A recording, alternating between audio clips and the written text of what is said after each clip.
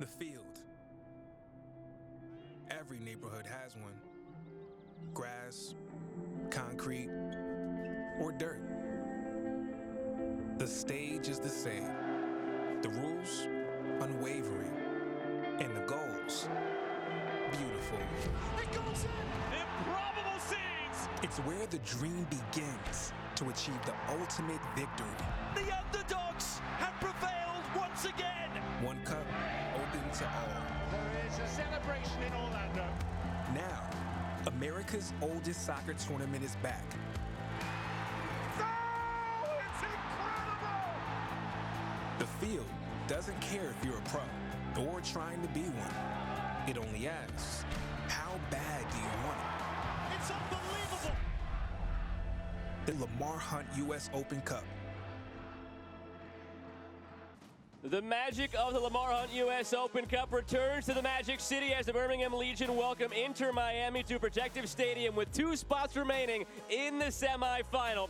From Birmingham, Alabama, alongside former German pro Devin Kerr, I'm Joe Malfa, delighted to have you with us tonight on CBS Sports Golazo Network for the third of the 4 quarterfinals here. Show you the bracket in full. Cincinnati and Houston are through. It's either Birmingham or Inter Miami taking on Cincinnati in the next round. And Devin, Birmingham already has the taste of an upset of an MLS team in their mouths from the last round. After escaping the scare that was Chattanooga in the 3rd round in penalties, they came out and were brilliant against 901 FC. 3 goals by the trio up top in Agudelo, Martinez, and Pasher. And then, of course, you've got Prosper Kasim. 60 minutes in, the man who scored the opening goal, and Birmingham Legion history pushes them onto the quarterfinal. For Inter Miami, it certainly was a different path as they had to deal with the local derby. And Miami FC, Kamal Miller, courtesy of the own goal from DeAndre Yedlin, paid amends by Ryan Saylor from the spot 12 yards out to push them in to the match against the Charleston Battery. 1-0 on the own goal, and then a brilliant performance. 2 goals, Franco Negri and Nico Stefanelli past Gary Smith's squad and into the final 8. Had to deal with the elements that night as well, about a half-an-hour weather delay, but no mind. Inter Miami came out and scored that goal to get the winner. And Stefanelli in the starting 11 again. Here's how both teams line up tonight. Let's talk about this Miami squad. The left flank, Stefanelli, Franco Negri, speed, challenging moving forward. Of course, you've got the trio of homegrowns, Kremoski, Frey, and Ruiz, and Joseph Martinez up top. This team averaging 1.05 goals a game. Has to challenge Birmingham Legion. Backline strong. The wings are going to invert. And Juan Agudelo, the youngest goal scorer in national team history, leads the line for Tom Sohn and the Birmingham Legion. Well, it's been a pretty big news day for Inter Miami. They have some help on the way if you paid attention to any outlets, but that's down the line. Some kids wearing that jersey tonight might be disappointed, but there's going to be plenty of interesting action here. Quarterfinal between Birmingham and Inter Miami is coming up in just a moment.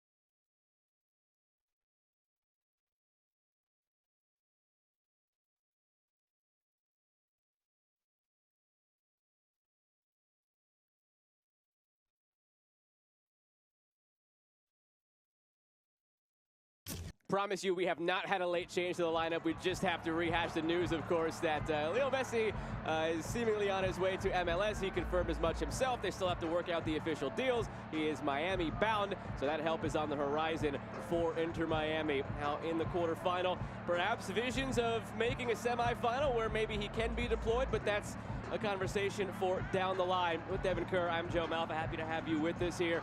Just about set for the action. DeAndre Yedlin captains this Inter Miami side. A lot of distractions all around. Coach changed last week. You get the news today for Messi. How do they perform when they are between the lines with a semifinal on the line tonight? And if you're Birmingham, you know that news is out there. You know this team's mind might be wandering elsewhere. Can you take it to Inter Miami in the early going here? They waited a little while. Last game took them till the 60th to score and beat Charlotte. But they set a club record of attendance that they expect to break tonight.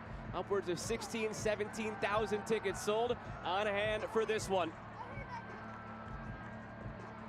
Plenty of former MLSers on this Birmingham side with something to prove. And we're underway from Protective Stadium. Inter Miami in the black and pink from right to left. Birmingham in the red from left to right.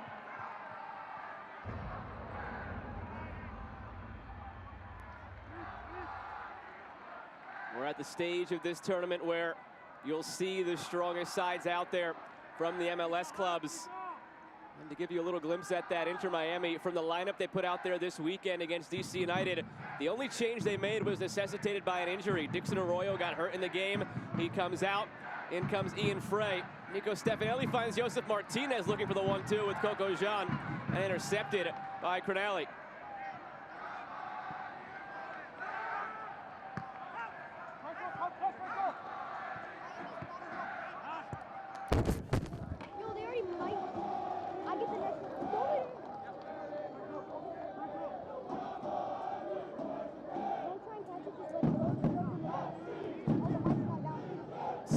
Since this club was founded, 5 years into playing now for Birmingham, from the grassroots level to what they have here now. Again, over 16,000 tickets doled out. Previous club record of attendance was last match against Charlotte in the Open Cup, a shade under 13,000 fans.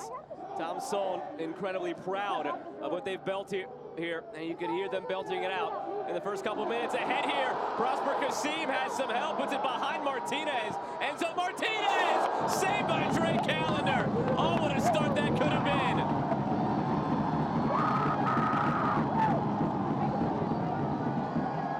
It's exactly the way that Tom Son and Birmingham Legion want to build. The biggest fault that they took away in the match against Charlotte was they didn't play enough. They felt tentative in their actions, both early and late within that match, that they should have put the ball on the deck and played a little bit more. The one thing that you've got to ask immediately is, can you chase this team? Because you know, for Inter Miami, they've got speed. They certainly can be the tacticians on the ball. But if you're Birmingham Legion and you want to have any sort of chance, you have to make sure the pressure is constant. You won't have the luxury of sitting back as much as you did in the match against Charlotte and still be able to find success. Tom Son knows they got lucky on a couple of occasions while they were sitting back, while they were watching early in that match against Charlotte. He felt they could have been done for a couple of goals in that span. This one slipped through for Franco Negri. Offside flag stays down, and Cronelli guides it out for a corner. Irate that the flag did not come up, which was a theme last night as well. Watch this matchup, though, because this side is going to be the Achilles heel for the Birmingham Legion. Colin Smith, Tyler Pasher against Stefanelli and Negri. As high as Negri plays, Tom Son, 5-time U.S. Open Cup winner, both as a player and a coach, certainly knows a thing or two about this tournament, but he's also a student of the game. He's going to know that he's got to get that right side of his defensive unit correct in order to make sure they keep this Inter Miami squad out of the back of the net. Opportunity here off the set piece. Negri drops it in. Martinez the first to head it clear. Right back out where it came from. Now it's Stefanelli. Blocked by Agudelo. Still Stefanelli. No! Yedlin settles. Ian Frey, bit of a fish out of water playing as a defensive midfielder. Center back by trade, but Javi Morales, interim coach of this Inter Miami team, wants them to get to a point where they're playing positionless, and they have players like Frey who have that exposure at other spots. He's looked good at times, struggled at others, which you expect out of a 20-year-old who hasn't really played in 2 years from 2 separate ACL injuries. But He scored this past weekend against DC United, starting to find a groove. On it here again.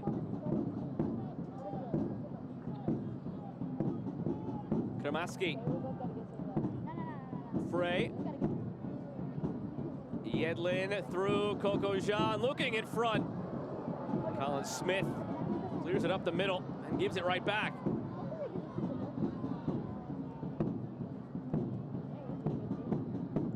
Negri. Stefanelli has some space. Stefanelli tries to sneak it near post. And Van Oekel got a piece of it, out for another corner. It's easier said than done positionally to explore the depths of what you're really capable of. But early on, Inter Miami certainly carrying the confidence. We've seen Ian Frey stepping up through the middle, a couple of tackles. I told you, though, it's this matchup that's so difficult to get right, because if you're Colin Smith, you have to be cognizant of the fact that Nico Stefanelli is right in front of you, but then the way that Negri attacks, he likes to challenge inside. He's got the speed to overlap. Tyler Pasher, though, he can counteract it. If you can find a way to step in, because they both come so high on the left-hand flank, if Tyler Pasher just provides that buffer defensively, Crognali shifts over, you win the first tackle, you're off to the races just like that, going the other way if you're the Legion. Line those two up, Pasher and Yedlin. Who wins that race? Yeah, we might find out tonight. My piggy bank's not deep enough to play with those toys all night long. Let's see you do. Gabi Alves, and all the way back for the captain, Fanuel Kavita. One of a couple of players that Javi Morales picked out by name for Inter Miami, players who impressed him from Birmingham. Slipped through now for Kramaski. Benjamin Kramaski is possessed, but they're still deciding. No, it's a goal kick. They were about to have their third corner of the evening. Kramaski thought so as well.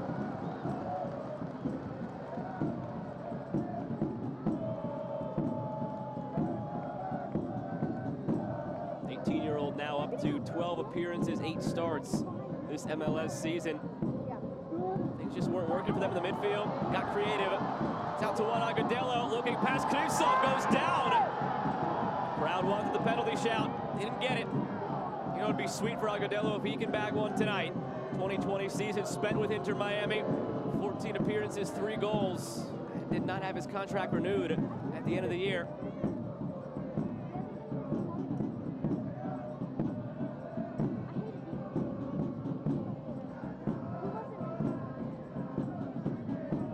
Yedlin.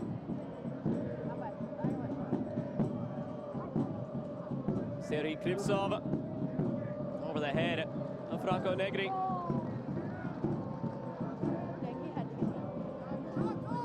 Both teams coming in on 5-match losing skids in their domestic campaigns, but very different in terms of the overall mentality about it. Tom Sohn, you and I had the match last round against Charlotte, and he was open with us. He said, we made the conscious effort to go ahead and push for Open Cup, knowing the sacrifices that would be made in the regular season. So you sort of have an excuse there. Not the same case for Inter Miami. They just haven't been playing good soccer. It's why Phil Neville lost his job, and it's why they've undergone some serious organizational shifts in just the last 6-7 days. Javi Morales trying to guide them through this time, and it's a lot of potential distraction. Coaching change, Messi on the way for this team to navigate and go play a game tonight on the road. A friendly reminder, by the way, that the finances also very different for the two clubs. When you start with Inter Miami, though, you know, are you trying to find a way to make the new head coach happy? And obviously, Javi has been around the group and they know him very well, but having one of the assistants be around you and having him be the main guy, they're two very different arguments. The player coach that you can relate a little bit more with, you have that ability to lean on him. All of a sudden, he's the main guy. The mentality in the dressing room changes. So you're trying to appease that aspect. You also understand that there is a very big name player that's about to step into your locker room. That's going to weigh on you. Even if you're a goalkeeper, the presence of someone like Lionel Messi to step in and what that's going to look like, and yet still finding form as an individual, yet alone a group, that's almost impossible to navigate, right? And yet going down a man early on, just inside 10 minutes with the departure of Kamal Miller, red card against DC, they did find some momentum within that match. Finances, though, for Birmingham Legion, that is, to me, one of the most difficult things to manage, because yes, you say, we're going to challenge for the Open Cup, but then there's the travel and there's the lodging, and these are things that the lower division clubs don't long-term budget for within a season. And the players, it really takes a toll. You're not getting on a private jet charter. You're not sleeping in the Ritz-Carlton. Like, these are very different environments that these two clubs are dealing with. That will manifest on the field tonight.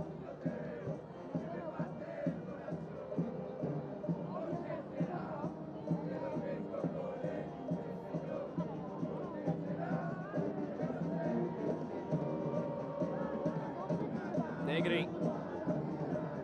Here's Kamal Miller. No worry about a minutes limit tonight for Kamal Miller amid their schedule congestion here. He picked up a red card 5 minutes in this past weekend against DC United at Dog, so as he brought down Christian Benteke. They won't have him this weekend at New England.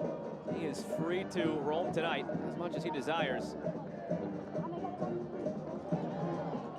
Asiadu. There's a scamper past DeAndre Yedlin.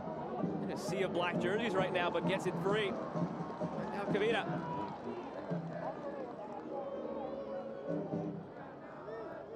On Smith. 8 of the 11 in this starting 11 for Birmingham have an MLS pass. Asiadu gives it away to Kramaski. Ruiz. Stefanelli. Never afraid of a shot from distance, but this one back to Negri. Ruiz down for a moment, back to his feet. Still holding that right foot. Miller looking through the middle. And Pasher wants to run again. Agudelo sends Pasher on that run. Working on Kamal Miller, cuts inside, looks over the top. And hits a switch all the way over. Kasim. Mikey Lopez, who had a whale of a game against Charlotte in the win last round. It was his forced turnover in the midfield that ultimately led to the Prosper Kasim goal. That all came after Birmingham went up a man 5 minutes into the second half. Tom Sohn acknowledged that changed the game, but pointed to different times throughout this year, whether it's USL or MLS, that he's found teams have gone down and not all that much really changed. He was proud of the way his team sensed what was on the horizon, took it to Charlotte, and got to a point in that second half where they looked like the MLS team. Here's Negri with some space. Martinez calling for it over his head, and all the way out for a throw. There's another sloppy turnover in the midfield for the Birmingham Legion, and then all of a sudden, Colin Smith, who had tracked in Tyler Pasher really high. Javi Morales is going to recognize the fact that that left flank, I get it, third time in 12 minutes, but it's applicable. It's an understanding that that is going to be there all night long, unless from a communication standpoint, you can get those guys on the same page. Now, I said coming in, you need Tyler Pasher to challenge the interior. You've got to have them chase this midfield three, very young, Kramaski, Ian Frey, and David Ruiz. So positionally, you got to challenge them. But defensively, the responsibility has to be there as well, and it hasn't been so far. They're a combined 57 years old in that midfield, by the way.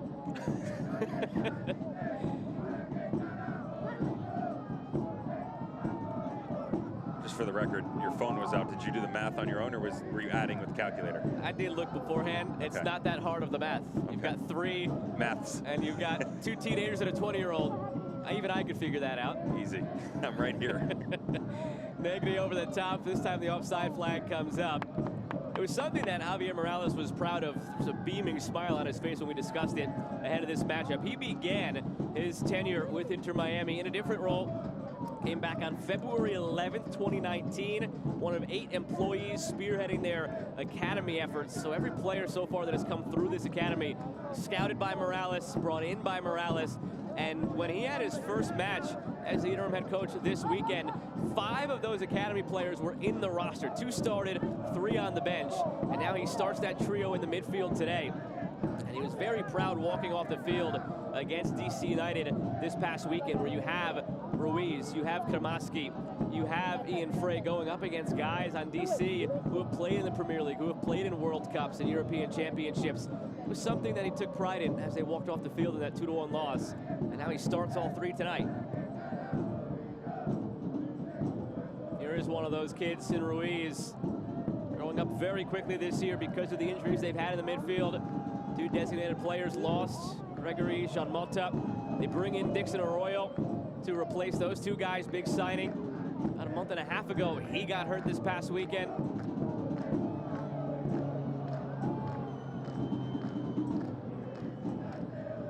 Already some space opening up on the inside for Inter Miami. Mikey Lopez having to drop a bit deeper. He recognizes that little inversion by Stefanelli.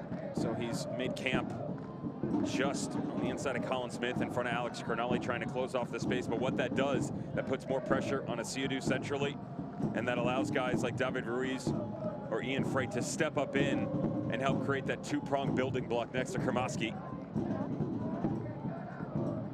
Here's Coco Jean. Continues to carry, looks for Martinez. Kramaski, incredible motor, Kramaski in the midfield.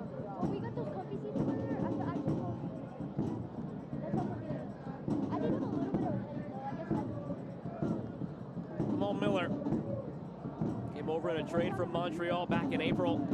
Changed the dynamic defensively for Inter Miami.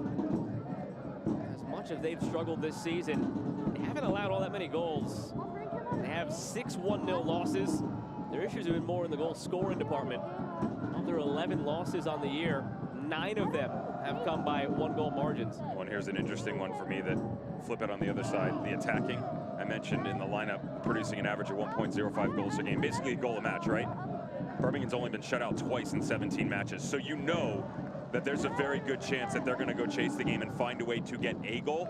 The question is a goal going to be enough? Now, statistically, they're right there with Inter Miami. And you are at home. Negri, dangerous ball in. Crowley got a piece of it. Steered it right to Prosper Kasim.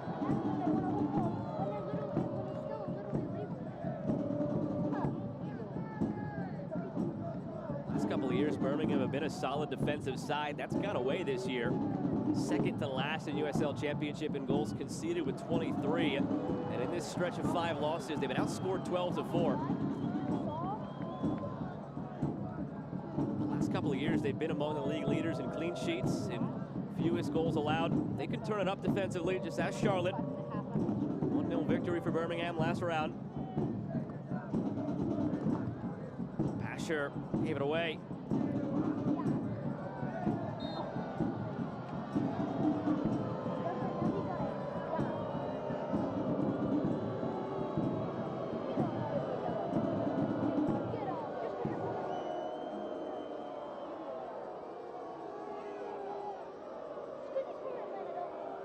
Joseph Martinez making friends. That's one way to think about it. Alex Cernali letting everybody know that you step in, I'll be right there. You talked about the MLS experience a couple of minutes ago. Certainly not lacking for this USL Championship squad in Birmingham Legion. 383 appearances all time. 52 goals, 26 assists in the top flight. And it's spread all over too, whether it's Juan Agadello or Enzo Martinez or the back line with Alex Cernali, Matt Van Oekel in goal. Seemingly every stage of this unit has some sort of veteran experience to them. And even guys that got their opportunity, but it didn't necessarily pan out. I mentioned Enzo Martinez, who really has just the one time, obviously RSL early on in his career, but once he bounced from that, you look at the Colorado Rapids in 2018, 23 appearances. Some of the comments from guys like Tim Howard talked about probably hard done by not getting another contract. Tyler Pasher, another one. Now Ben Olsen regime comes in, chooses not to retain Tyler Pasher's services, but 36 appearances over 2 years, very active, 6 goals, 3 assists to his name. A guy that's got a wondrous left foot, an engine that you'll see out on this right-hand flank that will work all night long. 7-11-9, play him anywhere. Here he is on that left foot, looking inside for Enzo Martinez. Ricochets through for Callender.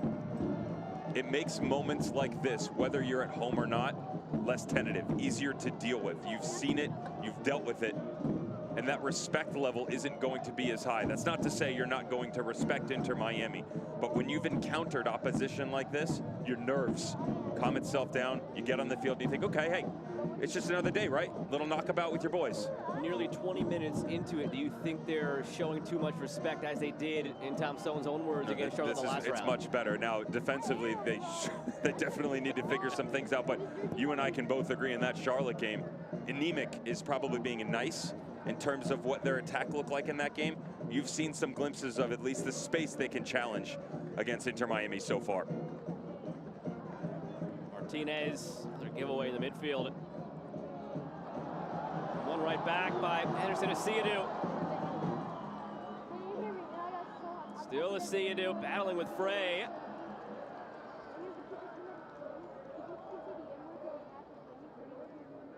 That's one area where Birmingham has a decided advantage tonight. Experience in the midfield between Asiadu and Martinez going up against that trio who again are a combined 57 between Kramaski, Ruiz, and Frey.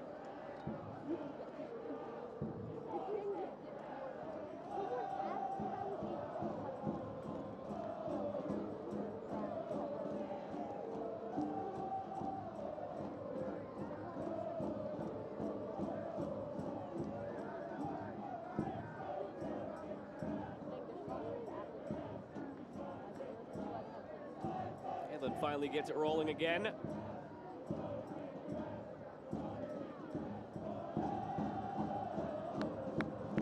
The middle for Martinez. Now Negri. Working with Stefanelli. Those two both acquired in the offseason from Argentina together. Stefanelli.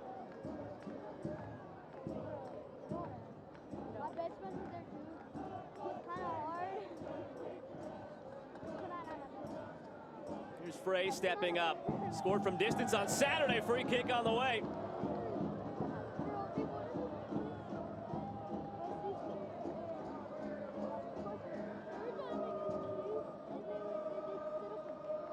I do respect the ambition that we've seen out of David Ruiz so far tonight.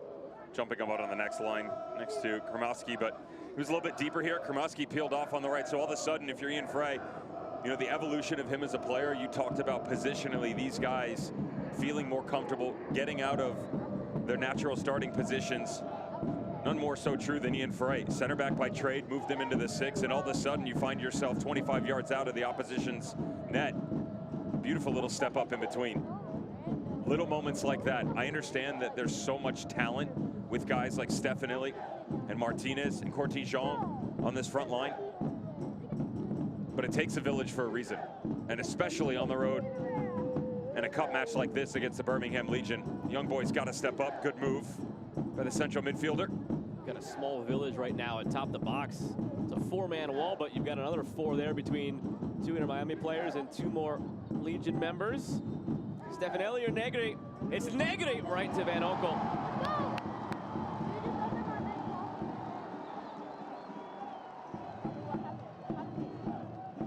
First shot on target he's faced tonight. He's missed some time this year. In and out of the lineup injury. Spangenberg came in as a backup. Performed well a couple of games. Van Onkel had to work his way back in as a starter. It's been All-League second team in USL.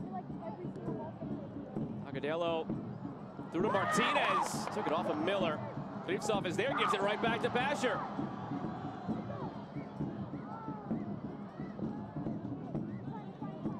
Colin Smith struggled on the ball against Charlotte in the last round. A couple of giveaways tonight. Moves this one along around the back. Gabi Alves, little stop and go on Coco Jean. Stops again, surveys. Looking through to Martinez, what a ball. Enzo Martinez had it blocked. Still loose Kasim, shout for handball. Demianchuk's thinking about it, and he gives the corner. Wow, he thought about that a long time. And probably should have decided the other way. Oh, that's a handball. Almost assuredly had to have been off the right side. Enzo Martinez, tremendous work down onto the byline and doesn't have the initial ball to spray it back over. But to pivot back over to the left side and then try and find the trailing run. Watch the body positioning as you turn. Oh, not even a question. You and I go toe-to-toe all the time about referees' decisions, and we have a go at each other. But this is blatant that it comes off the right hand of Krivtsov. Absolutely extended away from the body. It's right in front of the referee. And a reminder, no VAR. No VAR, second night in a row that is to the detriment of a USL Championship side. First goal last night, Cincinnati-Pittsburgh almost assuredly should not have counted either. And this one almost assuredly should have been a penalty here to Birmingham. Must be the first name connection. Yeah, Serhii let's stay with that. And Serhii Krivtsov, the center back. They take a quick short corner, Martinez. Here's Kasim. Looking over the top to nobody in particular, but Coco Jean also heads it to nobody in particular. Finally cleared by Kramaski. Well, sometimes the soccer guys have a funny way of evening things out in the end. We'll see if that proves to be the truth tonight. Now let's have a little fun, and we'll speculate between the two of our opinions. Now we can put our referee hat back on, since we know the ridiculousness that ensued at the other end. What's worse, that missed one or the non-offside call last night in the Cincinnati game? Because both are pretty bad, to be fair. I'm going to say the Cincinnati one, because that falls on the AR and the center ref. This is a one-man job.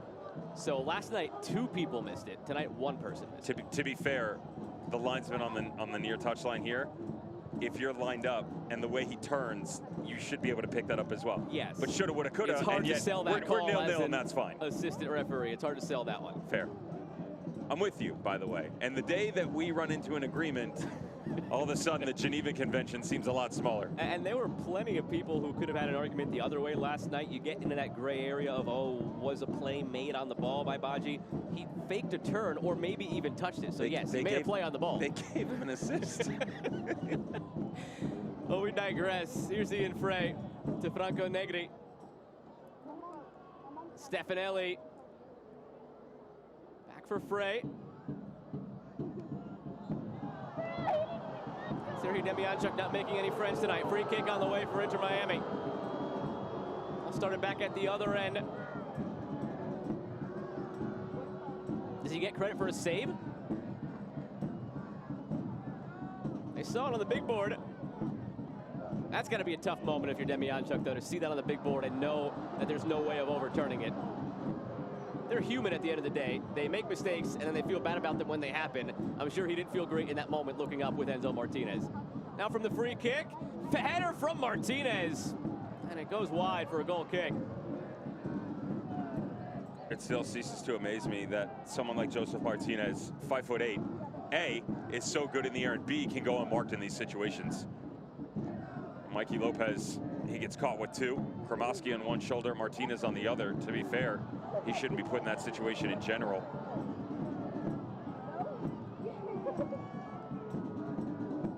One of the issues you run into, we talked about the lack of some of the spacing on the inside. The way that Enzo Martinez pops up off the shoulder for Juan Agudelo to try and apply pressure. They don't overly press you, but all of a sudden it's a 2-man front.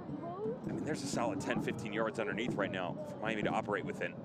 That also removes the ability for you to build. So look at how far you have to come. One of them has to re-drop, being at Agudelo or Martinez. And that's just whether you're building on the outside of the wing. If you're trying to come off a Lopez or a Sidu, you remove the options. I get it, defensively, you've got to chase a little bit, but at the same point in time, you're in the game. You have the ability to try and possess, but you're getting in your own way.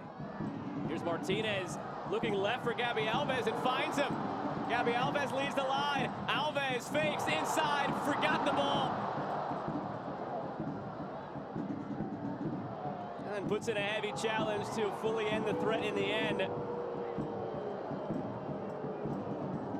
For nearly a half an hour, though, you have to be proud of what you've seen from Birmingham if you're a fan in this stadium tonight. Markedly different from the way the game started in the win last round against Charlotte. They've come to play and they've had some chances. Notice the depth, though, that I was just talking about, and it's a good recognition by Prosper Kasim, because Gabby Alves comes high, Kasim comes in, but he drops off a little bit. So now you're segmented 5-7 yards between each player. That space that was 15 is cut in half, and it gives you the ability to get multiple stepping stones. You get the width, you have the stretch up top. More importantly, Gabby Alves, if he can cut this thing back, he's got multiple options in the box. Colin Smith. That right side is where a lot of attacks went to die against Charlotte in the last round. Much more potent down the left. Oh, the attack came down the right side once Prosper Kasim got on the ball. Cut in, took a shot from outside the 18. Rest is history.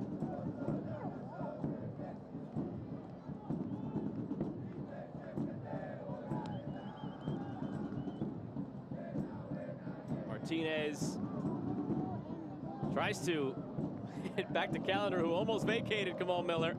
That could have been disastrous. And it wouldn't have been their first goal they've given up in this tournament like that. Remember, in the Miami Classico, DeAndre Yedlin tried for a pass back to Drake Callender, and it turned out to put the USL side up 2-1. 116th minute. Remember how dejected he looked after that ball, but he was a part of the game tying in the 118th. Ryan Saylor allowed them to. Joseph Martinez, saved by Van Oekel. Get back in, go to penalties. Kamal Miller. Vintage Joseph Martinez, the diagonal off the back shoulder of two center backs. So incredibly talented he is. That's exactly how he scored his milestone 100th goal in MLS play about a month ago now against his former team, Atlanta. Negri handed away by Cronali. How many times have we said that the last couple of matchups in this tournament for Birmingham? Gets to nearly everything in the air, Cronali. Agudelo is brought down.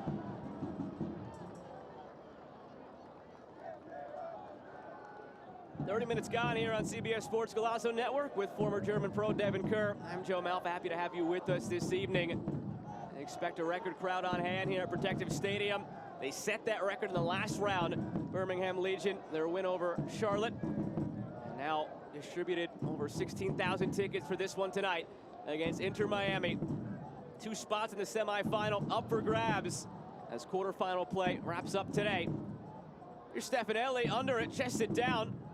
Fronted by Cronali. What does he have in mind here? Lays it off, gets it back, Stefanelli. David Ruiz through traffic, he goes down. Play on.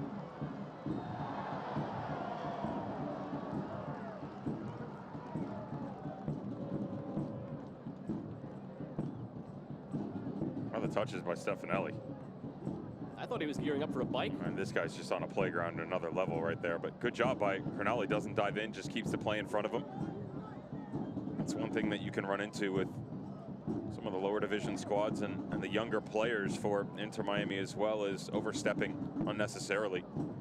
Just recognizing when to just keep the play in front of you, allow support to develop. Same goes in the build. Good ball. Agudelo. Back to goal, looking for Kasim. Alves on the ground, worm burner, sent away by Krivtsov.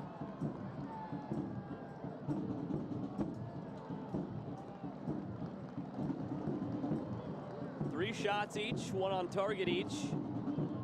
Market difference is Inter Miami's 65-35 possession advantage. Martinez in a pocket of space. He's not afraid to have a go from distance if it's there. Sends this one now far post and punched aside by Callender. I don't know if that was a shot or a cross, but it nets a corner in the end.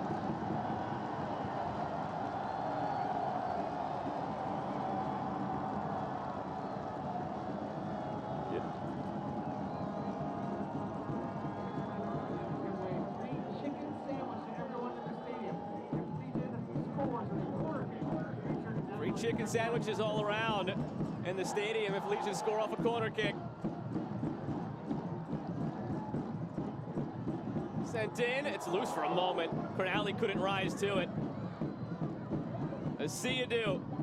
Good delivery. Almost a miscommunication again between Kamal Miller and Drake Callender. Keeps it alive now for Birmingham.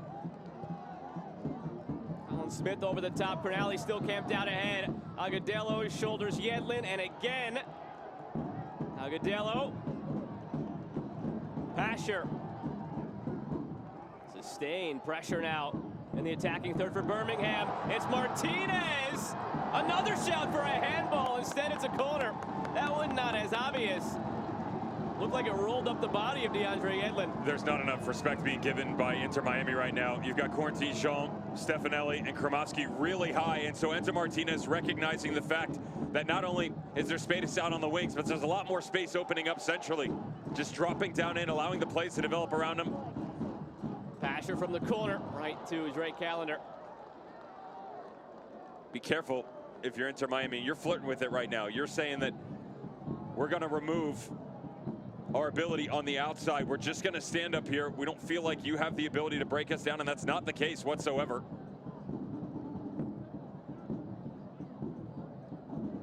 This one not taking on the same identity of last night's USL MLS matchup between Pittsburgh and Cincinnati. I believe Pittsburgh had just one shot on target, and it was the goal. I was about to say, I'm a little bit grateful for that. The XG at halftime of 0.36 is not something on everybody's Christmas wish list. Not great. Bro got juked out in the back. That is crazy. 10 to play here in half number 1. Javi Morales very animated in his technical area. Played in a final in this tournament, 2013, on the losing end of it with Real Salt Lake. His goal when he came to MLS was to lift all 3 possible cups: MLS, U.S. Open Cup, and a CONCACAF crown. Played in finals for all 3 of them. Only one MLS Cup when all was said and done.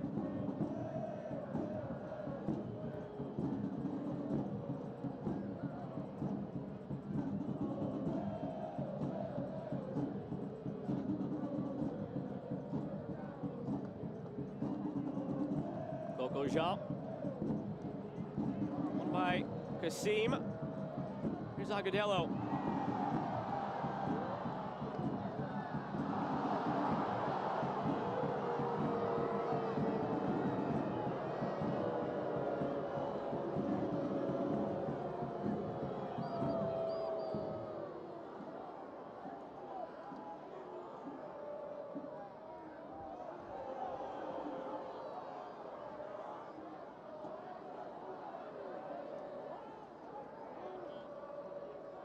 Free kick taken quickly after Ian Frey got to his feet.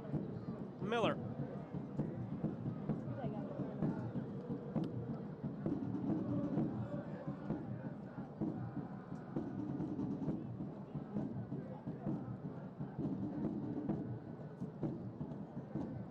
Just need to settle things down right now, Inter Miami, after dealing with a few opportunities from Birmingham the last few minutes. Spell of possession should do the trick in a way. Miller. Great ball through for Negri. Did he stay on side? He did. Negri looking for Martinez at the penalty spot. Kavita had it well read.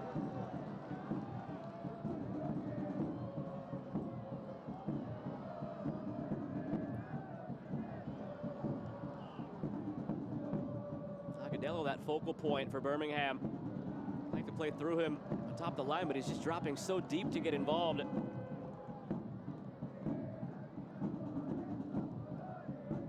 Alves. Kasim. What a turn past Yedlin. Ahead to Alves. Ian Frey will get there and taken out awkwardly at the end.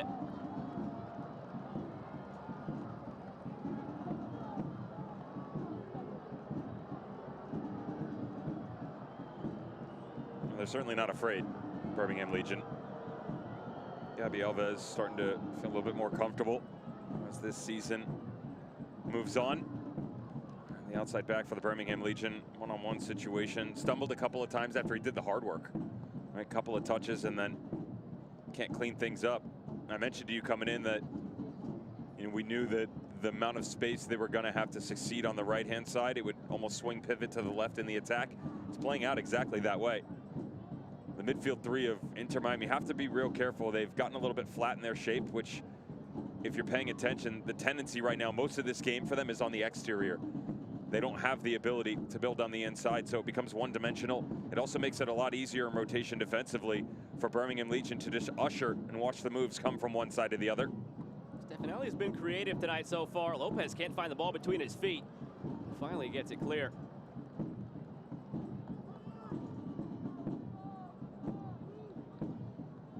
Stefanelli, Kramaski continues his run. Stefanelli in space.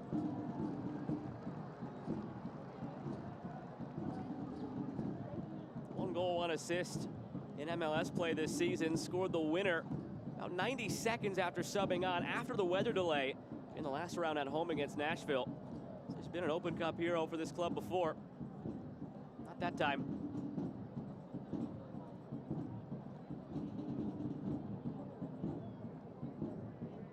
similar to the last round for Birmingham. If you get it to halftime 0-0, that feels in a way like a win, but almost less so this time.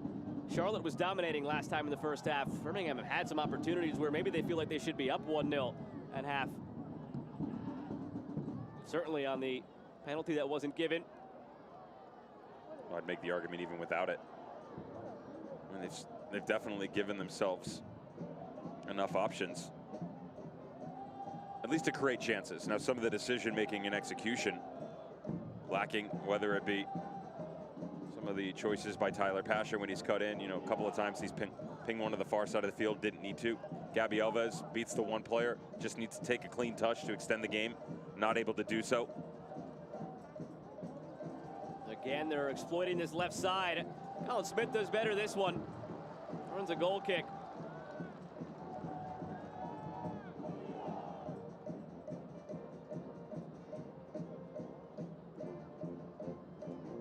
As you can dive deeper into the thrills and drama of the Lamar Hunt U.S. Open Cup, join the conversation on Twitter and Instagram at Open Cup, or on Facebook at Official Open Cup. The good news is 41 minutes into this match, if you're wearing a red jersey, you've locked down Joseph Martinez to 11 touches, 8 of which have been first-time balls. So balls basically coming in immediately, having to retreat or play laterally, not giving him any choices going forward. Looking for Agudelo was Kasim. Enzo Martinez nodding it along for Pasher, who commits the foul.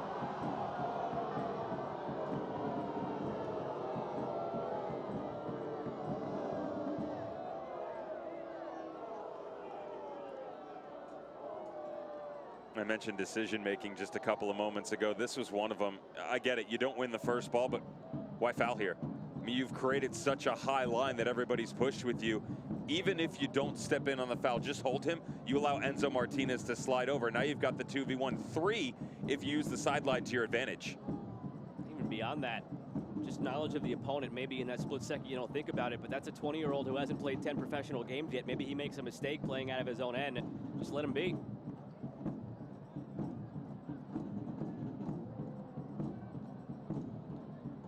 Coco Jean into David Ruiz. Was away at the U20 World Cup last couple of weeks. Had one interesting game. It was the second group match for Honduras. Scored a goal on a penalty, and 4 minutes later was sent off and his World Cup was over. Job well done. Is there a Gordie Howe hat trick for soccer? That is a Hall of Fame career in my book. You saw it after by a couple of different national team programs. Ended up with Honduras. Sneakily big frame in the midfield as well, over 6 foot. Asher running. Negative back to Callender. Who's coming to his own as a goalkeeper, not only in the context of MLS, but on the national stage. The CONCACAF Nations League semifinal and final, which is at 8 days away now for the United States. He's called in as their third keeper, Drake Callender. Made the final cut of the 23-man roster.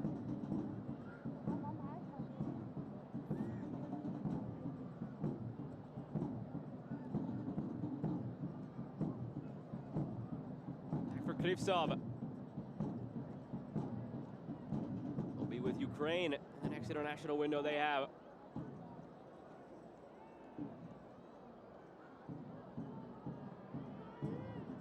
Frey off to Ruiz. Coco Jean calling it on the right side. Wants it, gets it from Yedlin.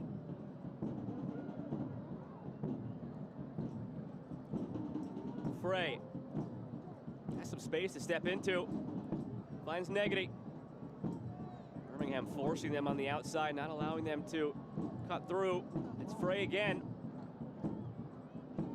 Martinez picks the moment, presses, wins it. Well done by Birmingham, kept everything on the outside. And now they break through Pasher.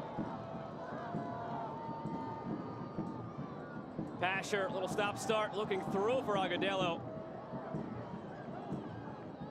Here he is again. Colin Smith making the run up the right side. He goes that way, Pasher.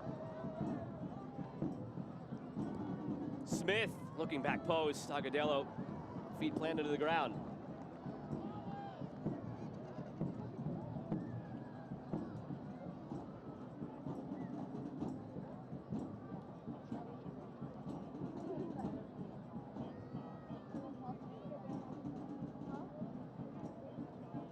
This is the stage of the match against Charlotte where Tom Sohn said he took a moment, turned around, saw the crowd, and it hit him.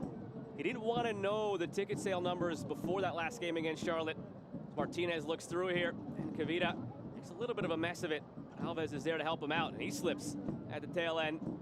But he was struck by how full the lower bowl was, nearly 13,000 that night. Wonder what's going through his mind tonight as they surpass that total.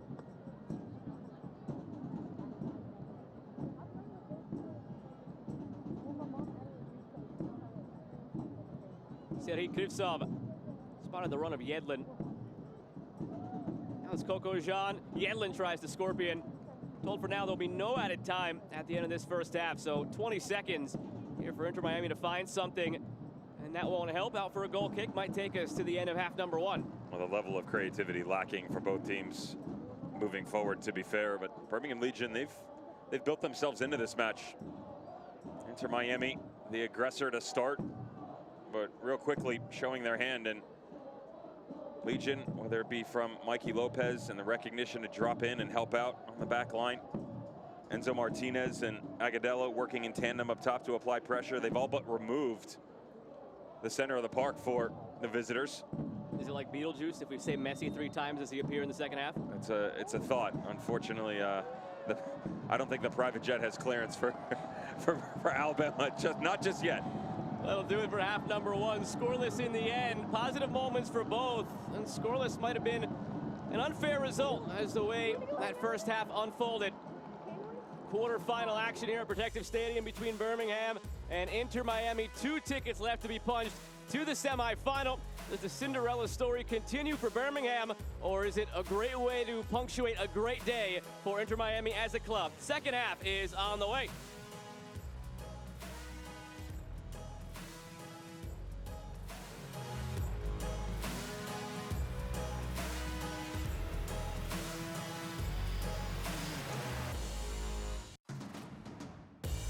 Everyone at Birmingham Legion FC would like to wish you a very happy 50th birthday. To Leo Geis, happy 8th birthday to Lily Claire. Happy 7th birthday to Logan Griffin. Happy birthday to Nancy Littleton, Jeff Purvis, Kyle Breckenridge, Summer Wayne, Sydney Wayne, John Hinson, Reed Hinson, Brad Hudson, and Anita Perez.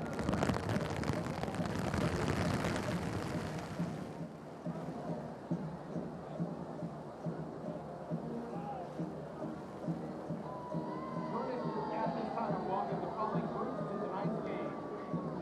First, Christian Church of Johnson City, Lock General Contractors, and Alabama Power. And a special shout out to head coach Matt Kirkpatrick and the John Carroll Catholic High School boys soccer team, your 5A state champions. Thank you all for joining us tonight at Protective Stadium.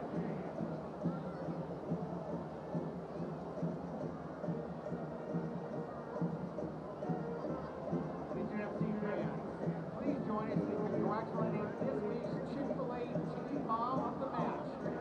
It is Victoria Way. Victoria is a mom of 4 soccer players in the ages of 6 and 14 and 6 children total.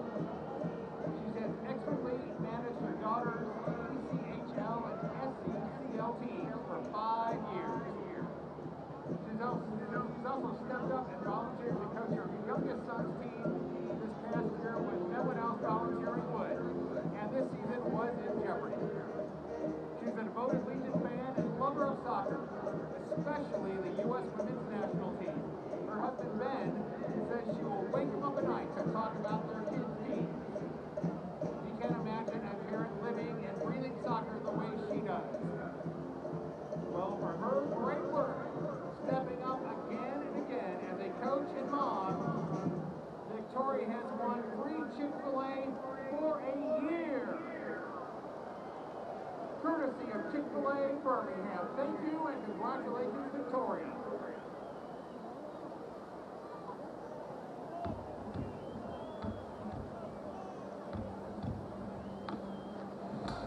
There's a beat in all this. It drives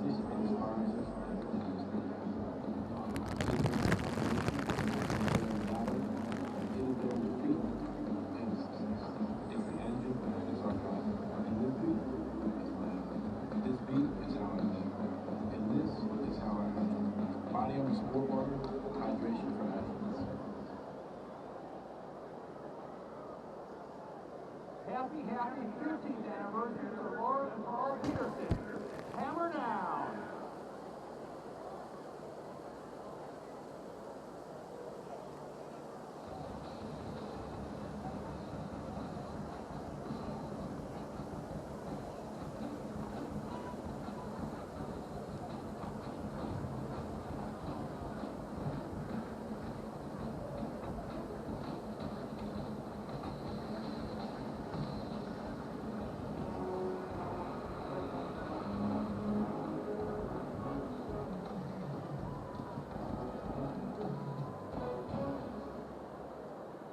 Ready to cheer on Birmingham Legion's women's team, the Three Sparks. Their next home match for the Three Sparks will kick off this Saturday night at 7 p.m. at Spain Park High School versus Southern Soccer Academy. See you there and hammer down.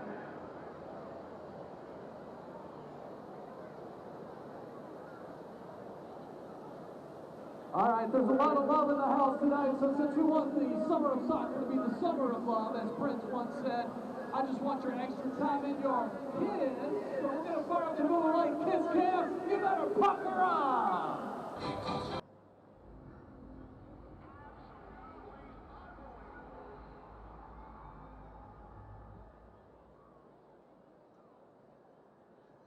Looking to grab some new Legion FC gear? Be sure to stop by the Legion FC merchandise location at the top of section 146 and check out our all new tees, hats, and more tonight.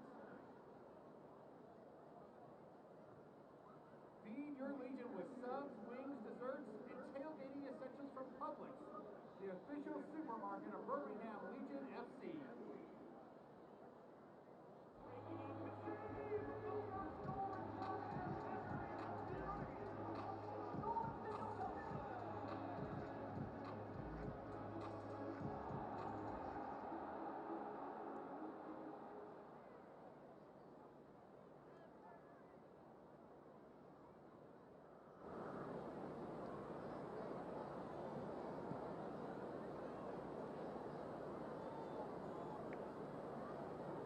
Are you interested in hosting a birthday party to suite at Protection Stadium during a Legion FC game this season and getting to take a penalty kick on the field at halftime? Email us at tickets@bhmlegion.com for more information about birthday party packages. Everything looks so good. Right? I'm hearing the new Google Pixel is really great. And it comes with AT&T's best deals on all of them. This one looks nice. That's a house favorite. Your terms and conditions plan. Thank you. There's got to be a catch. No catch. And no trade-in required either. I come here a lot. Love the service. At AT&T, new and existing customers can choose any Google Pixel with your choice of players and always get our best deals. Having fun tonight? Get a half-season ticket package so you don't miss another minute of Legion FC. Find them online at bhmlegion.com/tickets. And then one lucky fan will win a free half-season ticket.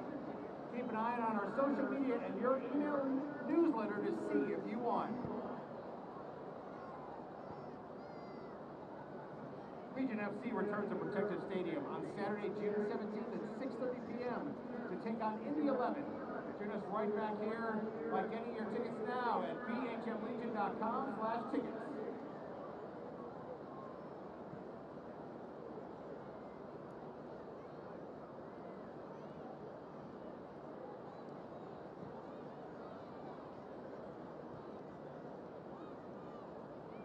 Not afraid, not showing too much respect to Inter Miami in the same way they did last round against Charlotte FC. Good movements, and I was really impressed with Prosper Kassim because quite early on, he recognized the fact that he wasn't going to be able to take advantage of the far left flank, but he also had the support of Gabby Alves. So as he tucked back inside, all of a sudden, you've got this secondary option that creates a third level where he can step in and still peel off. He can combine with Alves, find Enzo Martinez, work off Juan Agudelo, but there would be a response from Inter Miami. All of a sudden, it's a counteraction on the same left him flank, just on the opposite end of the field. Stefanelli, Franco Negri, the difference was that was pretty much a 1-2 tandem. They didn't have anybody else to work off of. Now, the issue, penalty, not even a question. Enzo Martinez works down to the byline, the cut back across, the deflection, the strike, the handball, but no point to the spot. And the referee says, play on. It was such a weird reaction there at the end between Demianchuk and Martinez. He looked right at it with Martinez and then waved to him to get away after he had just seen it on the board. But you can't go back. There's no VAR. On the other end, Josef Martinez had his own opportunity for Inter Miami, and Birmingham just continued to play through the lines. It was Martinez, Enzo that is, popping up with another opportunity. He did a really good job as the half went on of recognizing that he couldn't just stand high next to Juan Agudelo. He was going to have to find this balance of, okay, I'm going to step now, but more importantly, let's eliminate the outlet pass and still make myself available to give guys the ability to bounce off of each other moving forward. Statistically, it's an absolute nightmare. And let's be clear, because there wasn't that much creativity, even though there were options. You're looking at 8 shots overall, 3 of which hit the target, 2 of which happened in the final 5 minutes. The overall creation favors the home squad of Birmingham Legion right now. They were the better team in the entirety of that first half. Good job locking down the left flank for Inter Miami, removing the midfield. Josef Martinez in absentia. You wonder, how long does Javi Morales let this go? Because you're also walking a fine line of, I need to get an attack and not kill the overall demeanor of one of your #1 choices up top. As he changes from the break in just a moment. Saw at least one on the Inter Miami side. It's Inter Miami in the black and pink from left to right. Birmingham Legion in the red from right to left. Delighted to have you with us tonight on CBS Sports Golazo Network. Alongside the former German pro Devin Kerr, I'm Joe Malfa, and we're underway in half number 2 of the quarterfinal. 45 minutes, perhaps more, to decide which of these teams takes one of the final 2 remaining spots in our semifinal.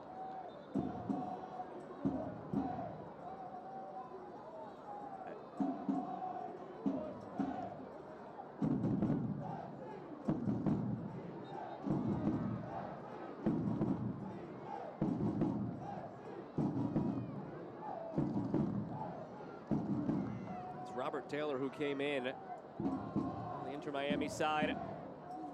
Seen regular playing time this season. Taylor, 13 appearances, 5 of those starts. Has a goal, has an assist. It was Benjamin Kramaski who was taken off.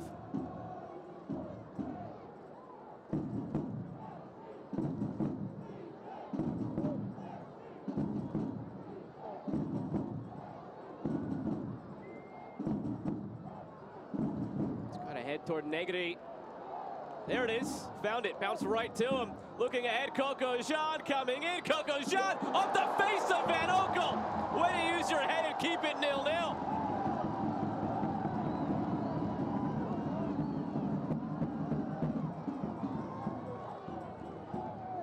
Still shaking the cobwebs there for a second.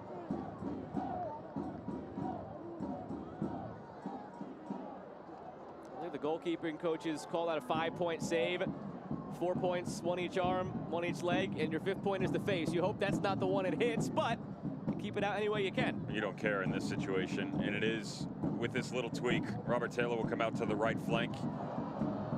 A slip from Kavita. Taylor steps to it. Cycle back to Frey. Coco Jean. Say clear by Alves. Agudelo to Kasim.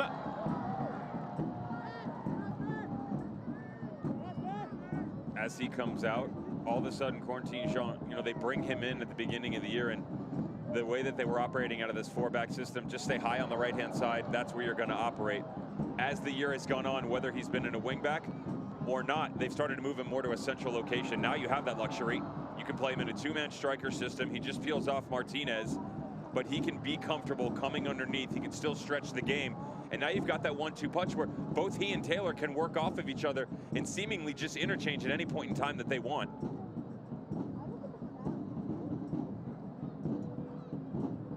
Had to be the best look of the match so far for either side. Corneli. Martinez. How about that ball through for Kasim? Now Agudelo. Had it blocked by Yedlin. Lopez steps to it. Finds Alves. Gabby Alves. Not the best delivery in the end. Smith. Lopez. Tyler Pasher. Back for Enzo Martinez. Martinez wants to give and go, gets the return ball for a goal kick. Exactly what we're talking about. Even though Martinez has come down underneath, there's the explosion of speed by Jean. And the back line of Birmingham Legion, very aggressive. You'll regularly see Fanuel Cavita and Alex Cronali, especially Cronali, who's so comfortable with the ball at his feet, stepping up in, trying to bypass that initial line of pressure. But if you turn it over, all of a sudden, real quick, that one-on-one no longer to your advantage. Yedlin, miss hit on the clearance attempts. Siadou takes down Ian Frey. Haven't seen a card yet in this one.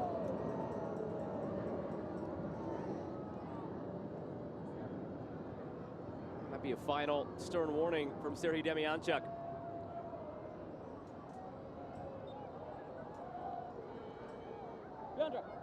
Given everything that's gone on, it is a bit odd. No cards. You bring your book with you tonight? Apparently Serhii Demianchuk did not bring his. Could loan it. Small fee. $5 a game. You're selling yourself short, and that is not a height joke. Here's Nico Stefanelli.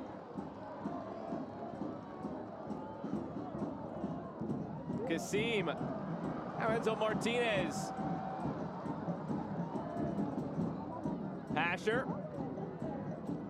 Not afraid to cut in and hit it on his left foot. Tyler Pasher runs into a wall of Ruiz and Miller.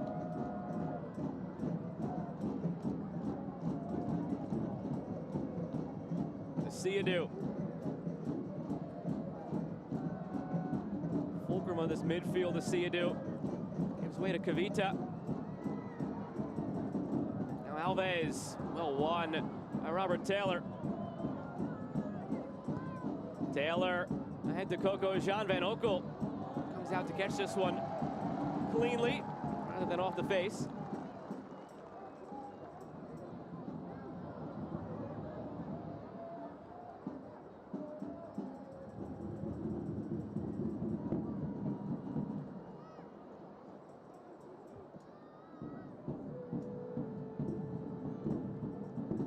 Yedlin.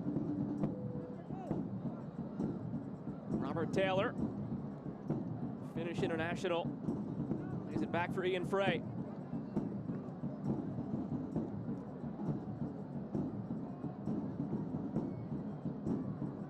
Stefanelli. Long spell of possession here for the visiting side. Ruiz looking over the top for Taylor. Brings it down. Working end line on Alves. They collide.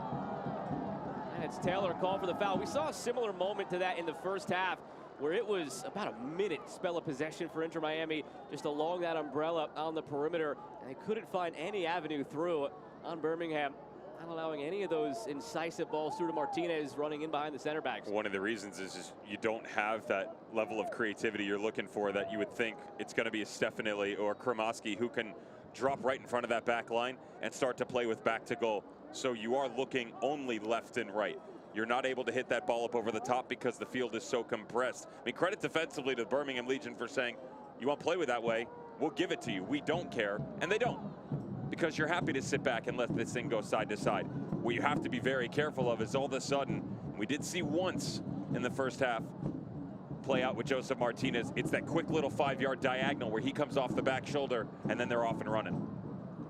I mentioned they've struggled lately. Last 5 games, all losses. 12 goals allowed for scored. Second from the bottom in USL Championship in goals conceded, but much different the past 2 seasons. They can turn it on defensively if they want to, and they certainly want to here. They put all their eggs in this basket of Open Cup. Can they make a semifinal and upset a second MLS team along their way? Last round was their first ever meeting with an MLS team, taking down Charlotte. This is Inter Miami's 4th meeting against a USL Championship team. They didn't have a really easy go of it the first couple go-rounds. Beat Miami FC by 1 goal last year. This year we're taking to penalties in that Miami Classico, and a 1-0 victory over Charleston Battery off of an own goal. It's been the slimmest of margins the 3 previous times they've squared off against USL Championship competition. And not necessarily a case either of it MLS team being a Shark against the Minnow, rotating the lineup. All 3 times they put out very competitive rosters. Twice against Miami, once against Charleston. As I mentioned tonight, this is nearly the starting 11 from Saturday against DC United. But for one change, Dixon Arroyo that day got injured in the second half, unavailable tonight. So this is not some rotated Inter-Miami side as you've seen from some MLS teams this tournament. This is just about as good as it gets right now for them despite the injuries. Coco Jean, fronted by Kavita and forced away. Now Stefanelli. Stefanelli to Taylor, in front looking for Martinez.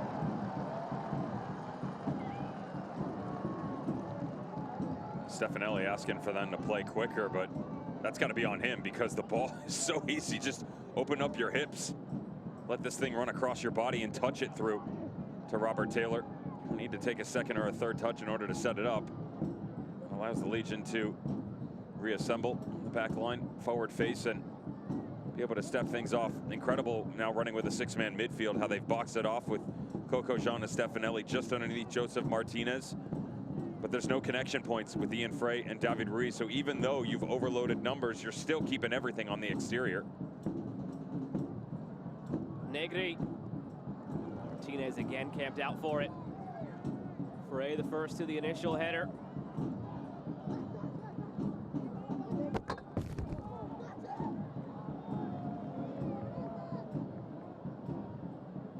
I feel Mike has really had a rough go of it.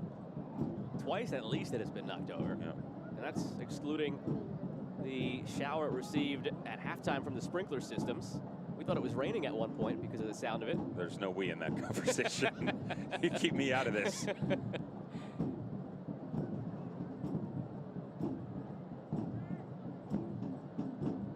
Here's Taylor again, very active since coming on at halftime. Up to Coco Jean inside, scorpion attempt, and now it's in from Stefanelli. All happened in slow motion, but for the second round in a row is Nico Stefanelli the hero.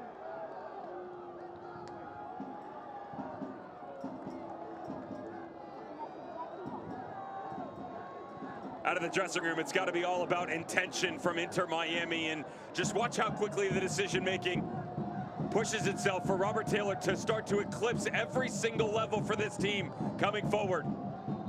Simplistic in nature. It's an underlap by Jean. We just talked about the combination that could be those two. As he comes wide, you start to stretch that relationship between Gabby Alves and Fanuel Kavita. The speed not there, the step in, the ball to the backside. And both Martinez and Stefanelli available for Inter Miami, only one of which steps in, and that's all you need to grab the lead. Newly acquired player from Argentina scores for Inter Miami tonight, a 1-0 lead.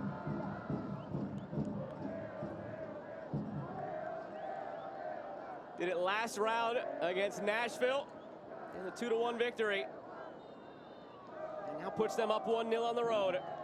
They take so much pride in this. Javi Morales said they're 3 wins away from the first piece of hardware in club history. They want it. They sense it's close. They know they have a long climb ahead of them right now in their domestic campaign, last place in the Eastern Conference, but still 6 points back of the playoff line with a game in hand in a very tight Eastern Conference. They use Open Cup to build some momentum already once this year. They were in the midst of a 6-game losing skid before they got past Miami FC, and that quickly turned into a 4-game winning streak. On a 5-game skid right now, Inter Miami in league play. Can they take this one tonight and use it to springboard them ahead into the league? Sergei Demianchuk, I think, will have this one redone. He never blew the whistle. Still talking to Stefanelli. That's a good thing for Birmingham. That free kick was going nowhere in a hurry.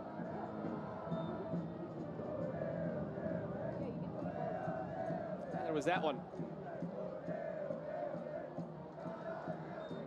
Offside flag comes up on the home side.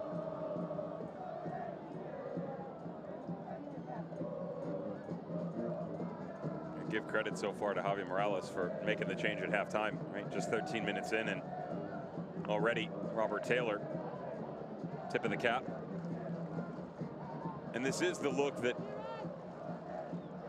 you don't want to say that they're the most successful in, but certainly they've created the most opportunities in over the course of the season when they allow Franco Negri to get really high in the build on that left-hand side.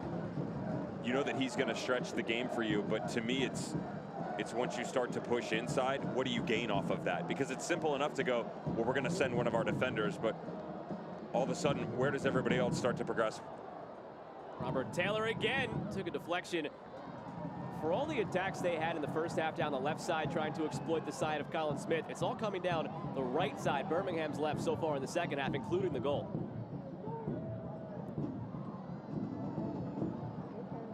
Just remember where the run comes from, though. That's Stefanelli was 45 yards away from that ball when it started to move towards this near touchline.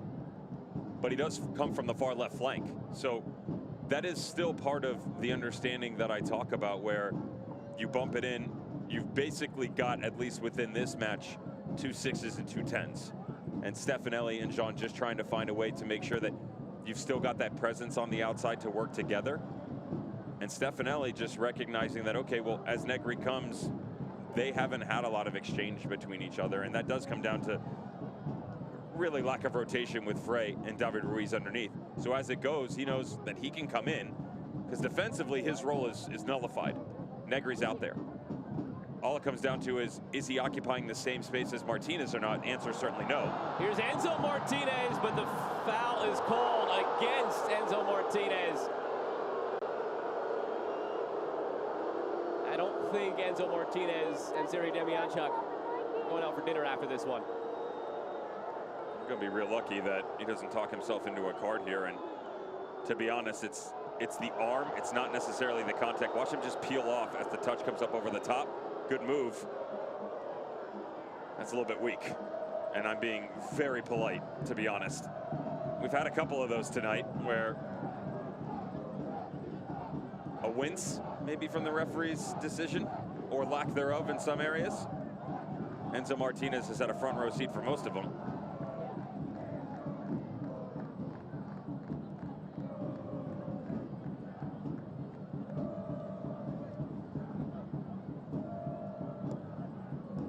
Half an hour to play. Inter Miami with a 1-0 lead on the Nico Stefanelli goal. 56 minutes in. Here he is once again, Stefanelli. Slips it through, looking for Negri or Martinez. Found neither. It's Tyler Pasher carrying it out of the back, still with it. Crowd enjoys that. And he finds Enzo Martinez. Something could be out here for Birmingham. Martinez inside, looking for Agudelo, sliding. It was just beyond his reach. Incredible work from Tyler Pasher, and you just wondered from Enzo Martinez whether or not he could have continued the run. He didn't have the overlap on the right side, but this little cut right here, he had 2 back post runs. I get the idea to spray it in behind to grab Agudelo, but you're moving away from goal, and he had the shadow over the left side with Kristoff just with him. As quickly as he cut the first one, why not bring a secondary option? Because you have Prosper Kasim approaching the top of the 18. Little decisions, small windows to work through, and execution. Birmingham Legion have certainly put themselves on the doorstep, but just lacking on the tail end of that conversation. By no means out of this one. Felt last night like Pittsburgh was out of it after conceding against FC Cincinnati. Polar opposite tonight.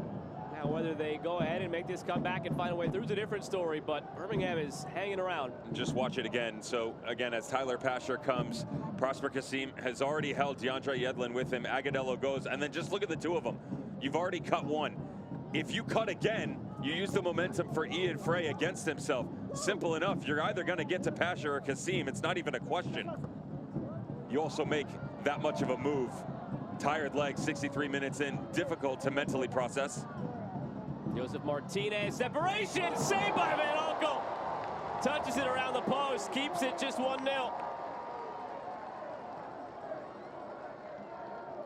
Certainly right now, Javi Morales from Inter Miami going to be very happy with the addition of Robert Taylor into this squad at halftime. And if you're Crognali, you wonder why you wait so long. Understand, quick-witted Martinez is certainly his feet, possibly even faster. But to allow him that much time and space at the top of the 18, certainly questionable.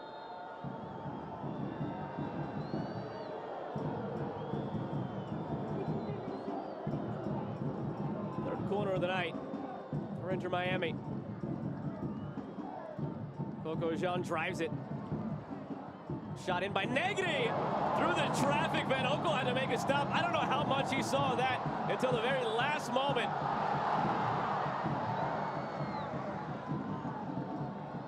Can they harness some of the momentum and good vibes from the saves he's made in the last couple of minutes into something offensively?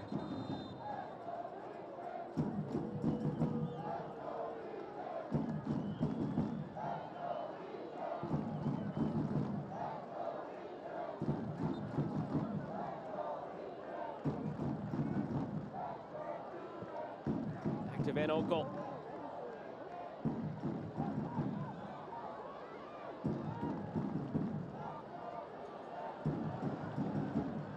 Pasher.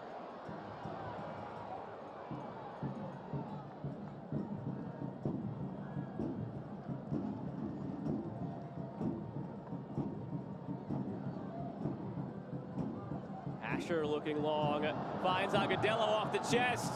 Juan Agudelo has some support. It's Martinez, bounding throw, and Miller took it. Prosper Kasim was free in the box as well. Now the other way, Robert Taylor looking long for Nico Stefanelli, and he won't get there.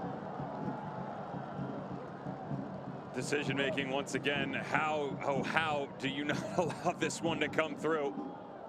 Just prior, Matt Van Oekel, there's a reason why he's top 5 all-time in USL Championship shutouts. Enzo Martinez, the shout from Prosper Kasim. You have to be screaming to the Almighty to let that ball run through. You can't blame Enzo Martinez. The run's over his shoulder. You'd like him to have a quick check to see if he has support, but as an attacker right at the top, you only have one thing on your mind. Take the touch there and try and attack goal. Kasim's got to make sure that he allows that thing to dummy through.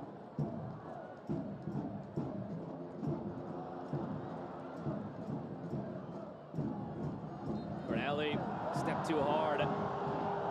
20 minutes have been played here in half number 2. Miami took the 1-0 lead.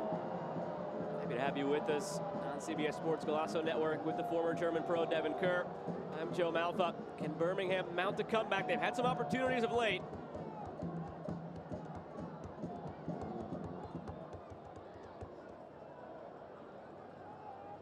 Chasing ever since Nico Stefanelli struck 10 minutes ago.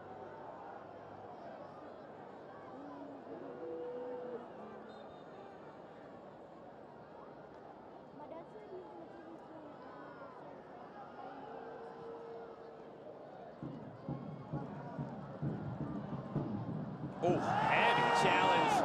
Play on, says Demianchuk. Enzo Martinez carrying ahead here. Martinez fighting away with it on the ground. Might be revisiting Ian Frey with a yellow card once the play stops, but right now he has his own concerns. And there is a yellow card to Negri, it looks like. Temper's really flaring here.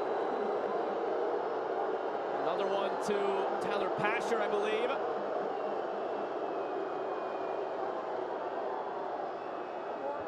And the argument from Tyler Pasher is that Ian Frey should have picked up a card here, and I'm with him, but he was headhunting after the fact. So much so, he could have continued on. He could have gotten up and tried to join in the attack, and if the ball is turned over, you provide some support, but instead he turns. Ian Frey put himself in a bit of trouble, though. Yes, he certainly commits an offense. The referee lets it play on, but that knock that he takes on his right, how high is that, on his knee or is it on the shin? He tried to walk off and then immediately motioned to the sideline.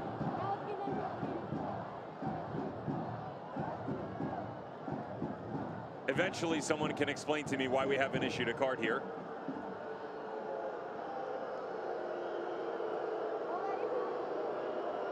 There were some brandished. Have to sort out who they were all for.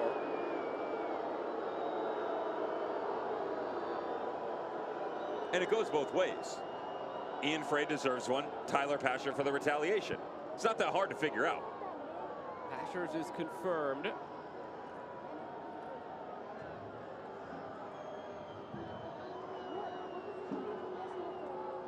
Well, as the game has gone on, it's become more and more clear that, at least at this rate, if they're to have success, Birmingham Legion, it is most certainly going to be on the counter, because the ability to maintain possession with a higher line and build off of each other starting to remove itself from this game at this point in time.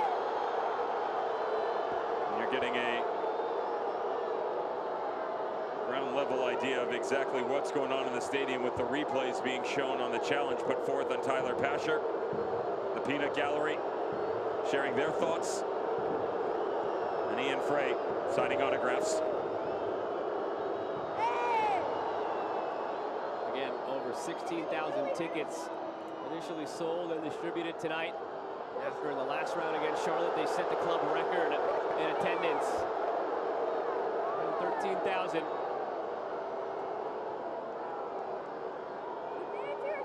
There was the initial foul that started the whole thing. He knows he's hurt too, and he's worried about himself. And for a team in Inter Miami that has lost so much within the midfield, arguably the most important piece, Gregory going down, Jean Mota, they ship Bryce Duke off.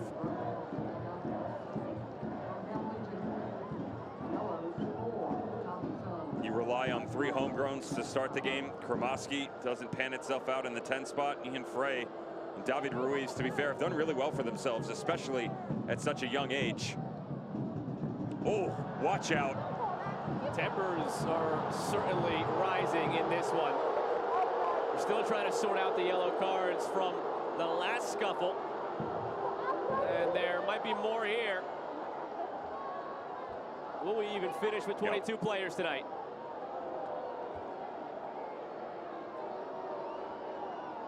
Tyler Pasher's going to be really lucky to stay on the field here, because he just picked up the yellow. This is an elbow thrown flagrantly away from the body on the turn on Negri. You know, from the angle, does he actually connect with him? It certainly looked as if he did.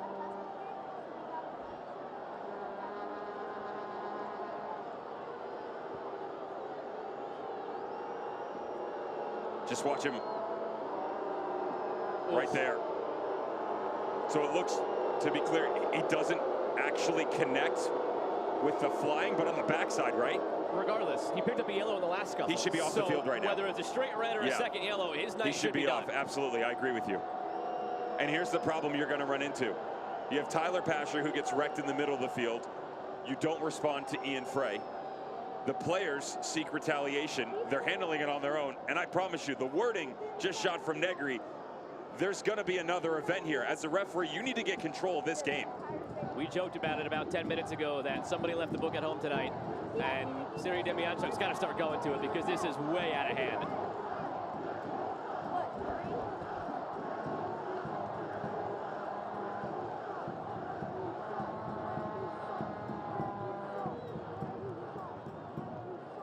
Ian Frey's night is done. So is Joseph Martinez. 2 subs made on the Inter Miami side. Rodolfo Pizarro and Leo Campana have come on in. I don't believe a single card was issued in the aftermath of that scuffle. Not to Pasher, not to anybody who was involved.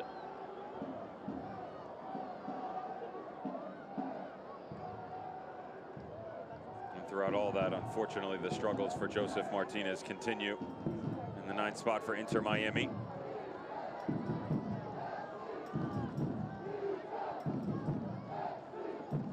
Emotionally, who comes out unscathed out of that sequence? We haven't played much soccer in the last few minutes, but we're back to it now. Coco Jana, look over the shoulder. Drives one through. Negri keeps alive on the backside. Stefanelli, 1 goal already tonight. Campana back to Stefanelli. Too much on it.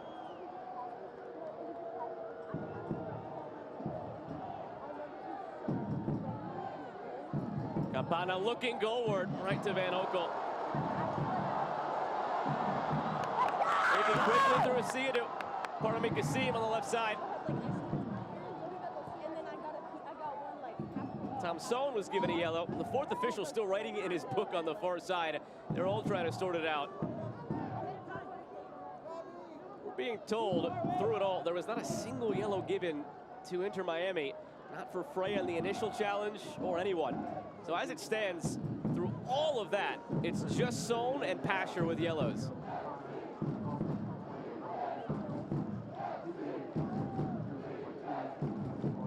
Be a fly on the wall in the referee meeting after this game. We'll just watch underneath, by the way. Let's see what they do defensively, Inter Miami, with the addition of Rodolfo Pizarro. Ian Frey, much deeper lying in nature, playing off the left side of David Ruiz, but you would imagine at least the tendencies that you get out of Pizarro that he's going to try and push this a little bit further, so attack-minded. He's going to have to remain sound and see if you can get a two-prong pairing that allows what you've seen over the last 15 minutes for Inter Miami successfully, with Stefanelli and Jean coming to the interior.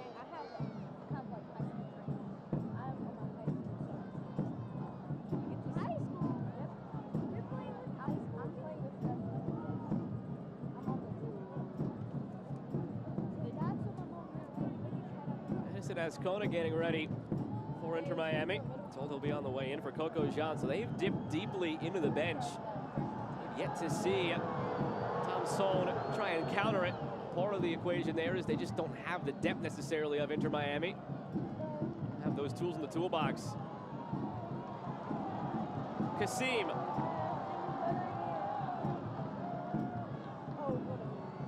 Pasher, still fortunate to be in this game.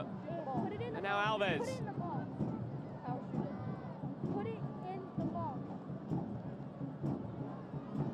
Cronali from distance. Cronali put it wide.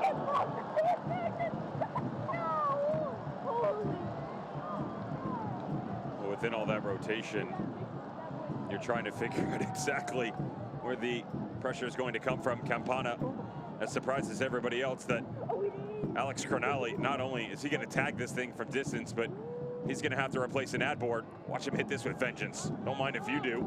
Sorry to you, 98.3.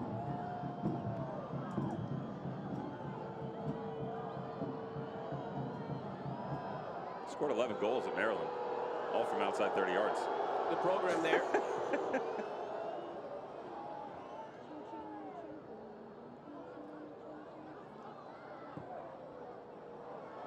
Great ball through to Kasim, just ran out of steam at the end.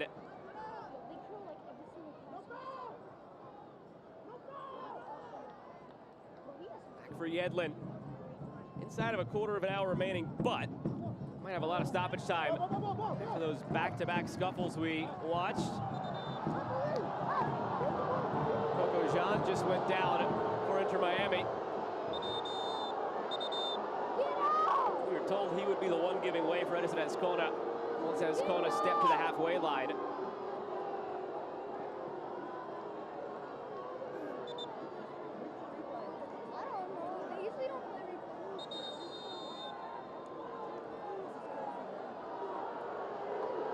How much of that might have been gamesmanship? Coco Jean just to get off the field, went down, popped right back up. Knows his numbers, the one up on the board.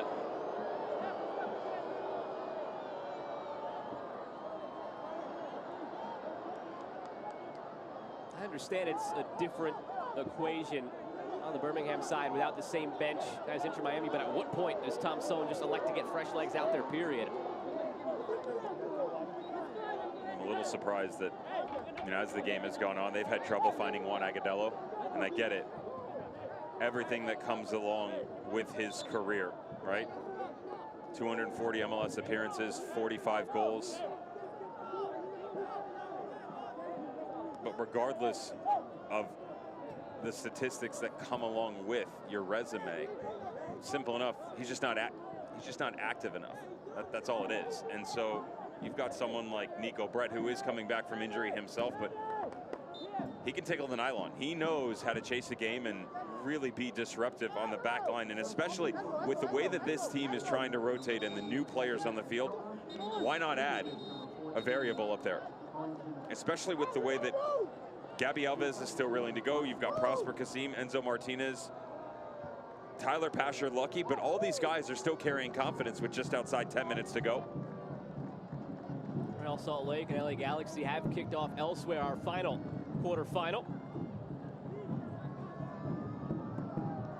Kavita over the top looking for Enzo Martinez. Tries to turn through past Miller, who gave it right to Martinez. Agudelo looking for Kasim. Now Pasher wide. Had that resulted in a goal, everybody on Birmingham would have owed Kamal Miller a beverage at the end of the evening. The one issue you run into if you're Tyler Pasher is, respectfully, you don't have a right foot. And the ball that's popped up here for Kamal Miller, watch how clever you are with your touches. Unselfish, and he just doesn't get it right. He wants this thing to come out a little further so he can lace it, but instead gets caught on his standing foot, and the only option he has is to hit it with the instep. Natural momentum as he stops leaning away. Easy enough for Callender to close it off.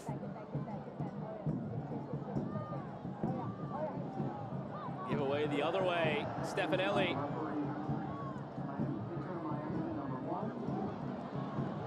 Well, somebody on Inter Miami finally picked up a yellow card. It was Drake Callender for time wasting in the restart.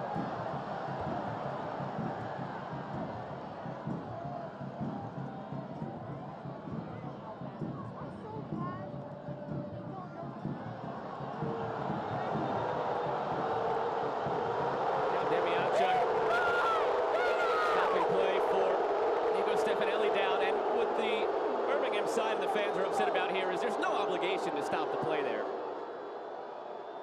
You don't have to play it out unless it's a head injury, which Demianchuk gave no indication of it being.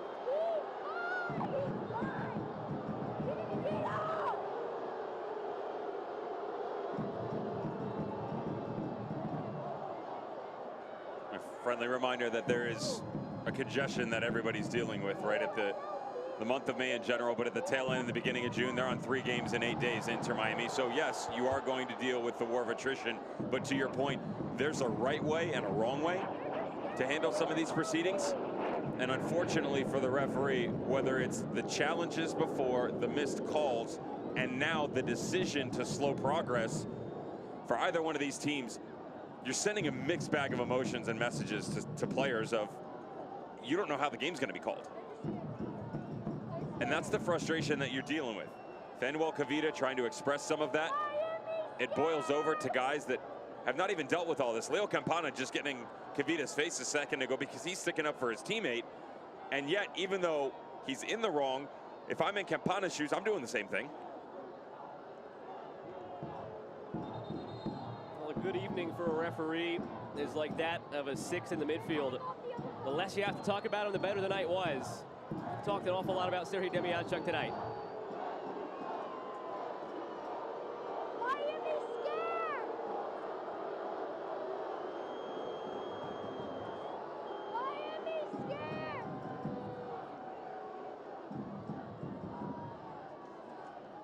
Nico Stefanelli is done for the night. Chris McVeigh will take his place, getting an extra defender on. But Stefanelli left his impression. 56 minutes, Coco Jean, the combination with Robert Taylor, and the beautiful finish that looks like it's something that is just ingrained over and over again on the training ground every single week, making it look so easy to give Inter Miami the lead. Is it going to be enough is the real question.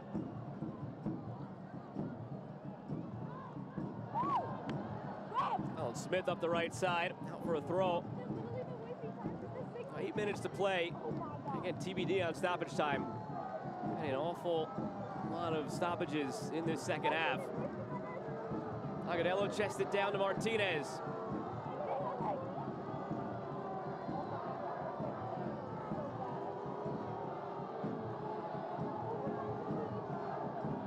Smith was taken down late, and the free kick is given.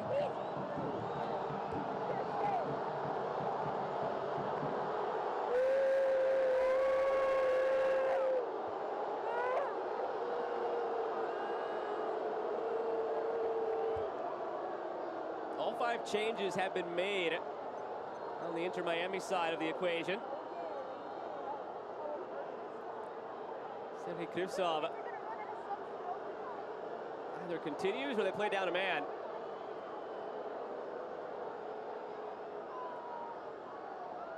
Just be real careful here if you're Tom Sohn, because I'm with you, the frustration, but they still need that guidance from the sideline.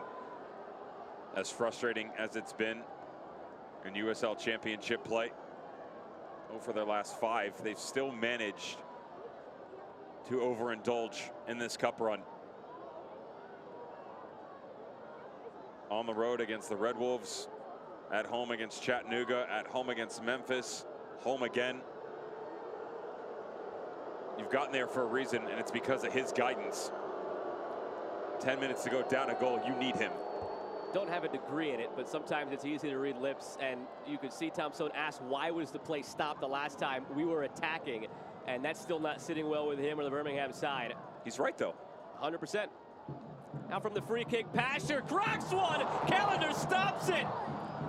Out of nowhere, a laser from Pasher and a corner on the way.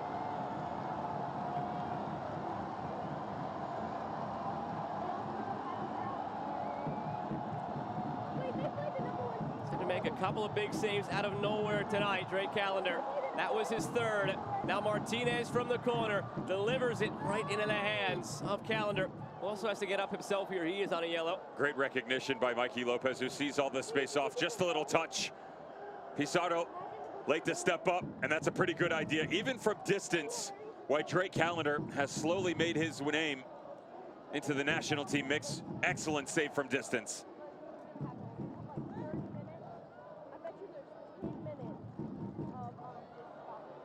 On the way back for McVeigh. Looks like they've slid into a 3 at the back, Miami. Negri and Yedlin out wide with Miller, Krivtsov, and McVeigh, the 3 center backs, as they try to lock this down with 5 minutes to go. And fans, you can mark your calendars for the semifinals on August 23rd. Tune in tomorrow for the final draw.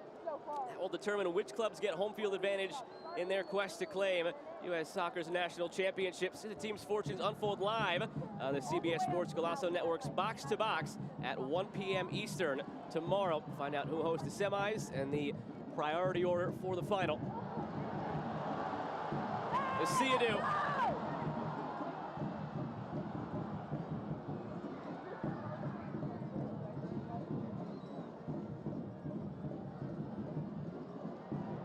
Asher waiting for it. Pizarro. Long way away from the first team for Pizarro with an injury, but back tonight. He's available on the bench this past weekend.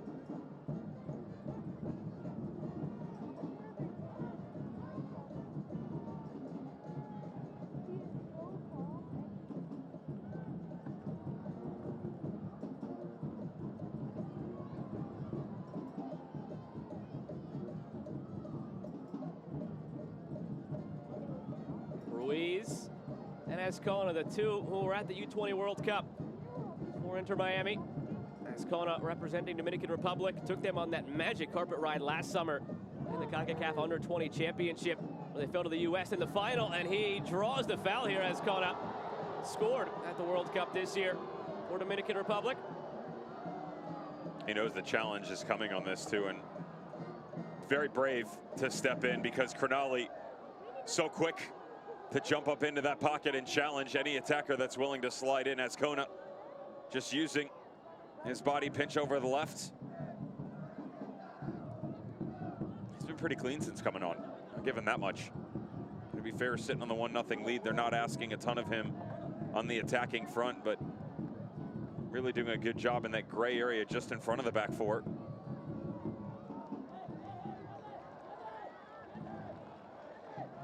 Somebody who wasn't really utilized under Phil Neville, but Javi Morales intimately familiar, again, with his academy background. All the guys you've seen tonight, David Ruiz, Benjamin Kramaski, Ian Frey, Edison Azcona, all 20 or younger, all came up under Javi Morales, who is now a few minutes away from his first victory as the interim coach for Inter Miami. He knows that there's a lot of other factors right now afoot. Doesn't necessarily know how long he'll be in this interim role, but called it the opportunity of a lifetime to show the growth he's made as a coach, and knows what it means to the club to get to a semifinal here, to be within a couple of wins of their first ever trophy as a club in their 4th year of existence. This one's not over yet. Martinez had his advancement stopped and then commits the foul.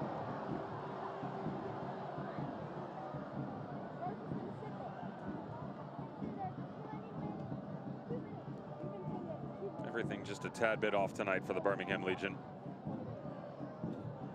Again, prime Enzo Martinez at his top stuff. First touch down into the channel. Not even a question where the next ball is going to come. Square back across the middle. Instead, 2, 3, 4. Even when they have been able to break Inter Miami down, they've gotten in their own way. Too many touches, slow decision making. The key question mark coming in, whether or not Inter Miami would ever be able to produce up top, averaging just over a goal a game in all competitions this year. Birmingham Legion, no slouch themselves, only shut out twice through 17. Tells you the resilience that they've been able to maintain on the front line, even when they've caught things up defensively. 90th minute, Yedlin leads the charge. Would have been an open passageway for Franco Negri if not for the intervention of Colin Smith. And Negri, that's maybe the receipt right there for Tyler Pasher, although they shake hands at the end of it.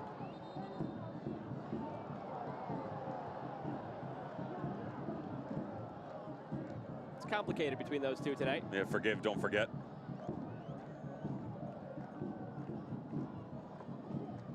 Real Salt Lake a 1-0 lead over LA Galaxy in the other quarterfinal. I get 20 minutes into that one. Winner of that plays Houston Dynamo. Winner of this meets FC Cincinnati.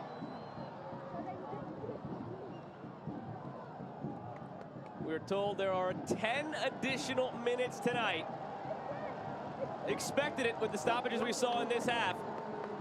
So add some time to the meter. Make sure babysitter could stay an extra half an hour, whatever you got to do to get to the conclusion of this one.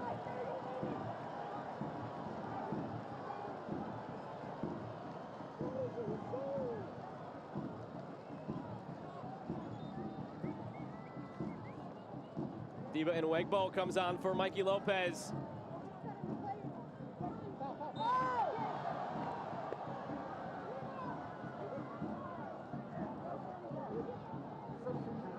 Correction, Colin Smith, who came off for Birmingham. That makes more sense because Mikey Lopez can drop on to this back line and help you continue to try and move the troops back and forth, especially you would have to imagine that either Cronali or Kavita, one of them will stay up high here, even after the ball served in. Pasher's delivery. Dangerous opportunity in front, and Callender knocks it away. A near own goal. Leo Campana used to scoring them at the other end. Almost the wrong end this time. Very fortunate, but how good is Drake Callender? Not once, but twice. Able to re-hit his mark and spill this thing out, even on the touch. He recovers and doesn't even create contact. He pushes this thing to his side. Incredible display of goalkeeping from Drake Callender. We're still going to have a corner here. They look to play quickly. Sergei Demianchuk was coming in to have a chat with a couple of guys who were pushing and shoving in the box. I mean, Drake Callender just double touch. Robert Taylor, then Campana. There's one. Watch him step back up.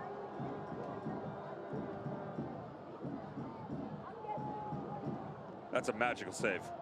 You could see why he's ascended as quickly as he has through the ranks. Someone compared it recently to a Matt Turner-esque rocket ship through MLS, what he's shown to the national team starting at the most recent World Cup. Callender, just in his second season with the first team for Inter Miami, was a goalkeeper of the year finalist last year. We'll have to contend with a corner. Just watch, by the way, you've got numbers at the top of the box here. Mikey Lopez was sitting right at the top of the 18. Enzo Martinez, he's got big bodies. You could play and get tricky. They go more direct with it. Kavita was there. They might have another crack at it here. Were they watching Alvaro Barreal last night?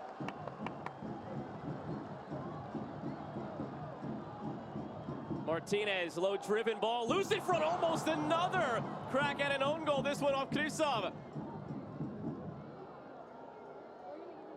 Defending 101 for everybody at home. You can explain to me how twice in the past 90 seconds we've seen two sets of Inter Miami players get a touch off and send it towards their goalkeeper.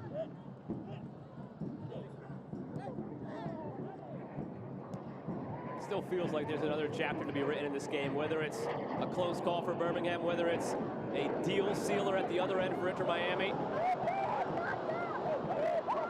Still ample time to do it.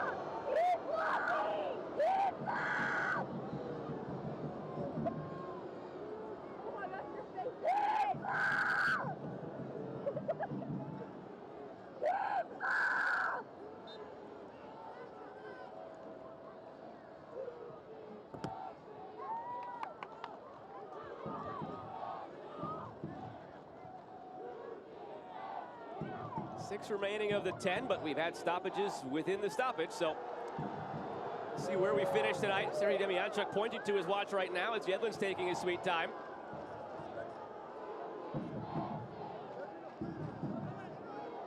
Well, we thought there was a possibility tonight of seeing the clock reach triple digits for getting into extra time.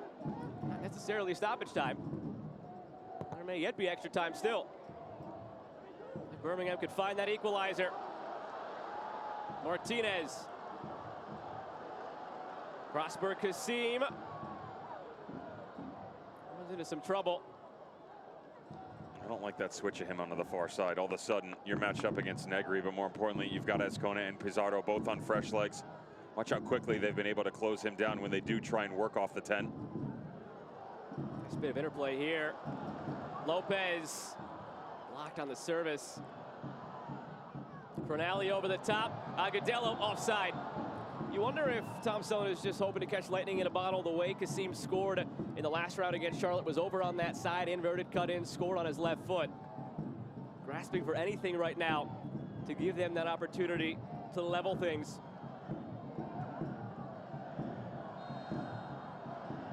All due respect to Joseph Mora, it's a bit of a different argument against Negri in a 5-back right now. Campana.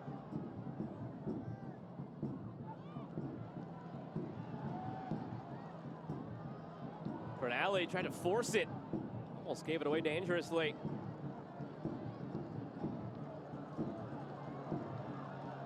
Siadu forcing it through, intercepted by Pizarro. Now Ruiz. Siadu draws the foul.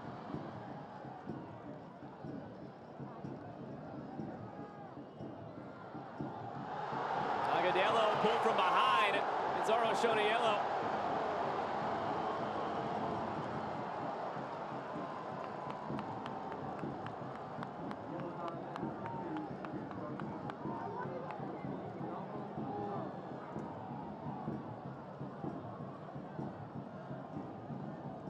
Shots apiece, 3 on target for Birmingham. Maybe make it 5 with the 2 near own goals from Inter Miami. We'll have 7 of their own shots on target tonight. The lone goal, 56 minutes in, Nico Stefanelli. Was subbed off not all that long ago for the extra center back in Chris McVeigh. Pasher's delivery. Goals for Alves. Flicked along toward Martinez. Negri gets it further away to Pasher. Pasher wanted to go for the glory. Lopez in Wegbo, blocked by Krivtsov and sent into orbit.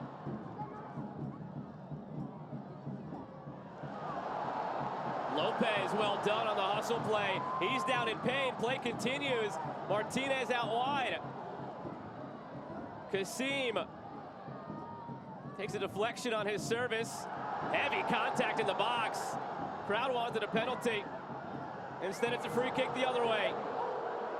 And Cavito went down very awkwardly as he lunged in for that challenge, holding his left leg.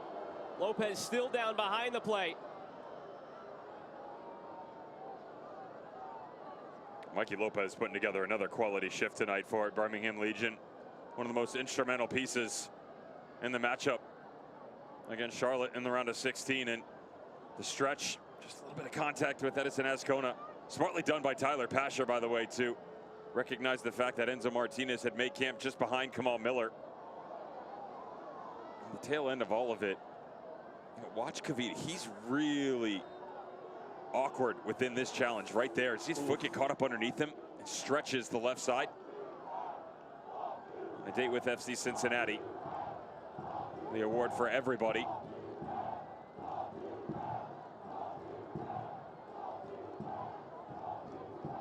About 2 months from now, August 23rd. The MLS sides will have some league play and Leagues Cup between now and then. Birmingham would settle back into the regular routines of their regular season, where they've dropped 5 in a row as they pursued a run in this tournament. Buoyed still in the standings above the playoff line. Either 5-2-1 start to the year.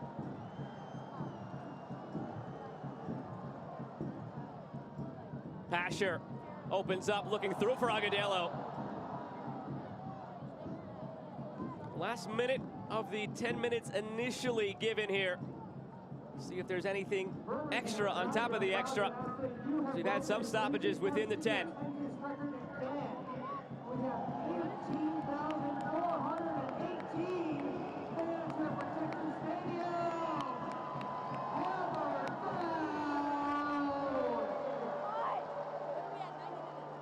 Calendar launches.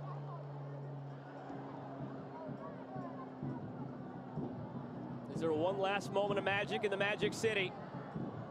Pasher. Martinez runs into the traffic.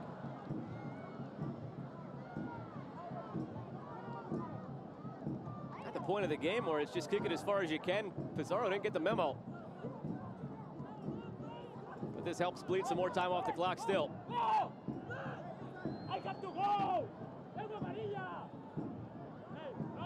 I'm very surprised that they haven't taken either Crognali or Cavita and just stuck them up top and give you a tall piece to work off of. At the liberty of Serhii Demianchuk now, beyond the 10 minutes that were given.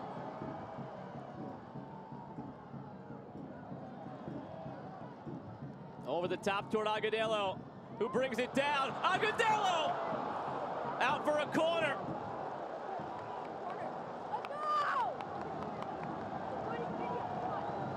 That was nearly the moment against his former team, who gave up on him after a season.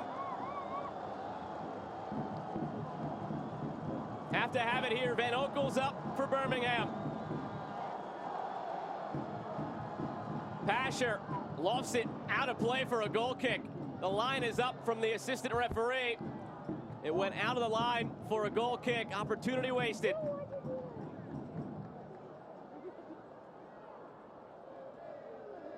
Watch how cleverly Agudelo takes this down off his chest. Where does the I mean, that is some kind of touch from Chris McVeigh, to be fair. Agudelo knows it. He thought this thing was going to drop right on his laces in front of him. Great defending. There's the final whistle. Headlines made off the field today. Statement made on the field. Inter Miami through the semifinal, and they are 2 wins away from their first piece of hardware in club history.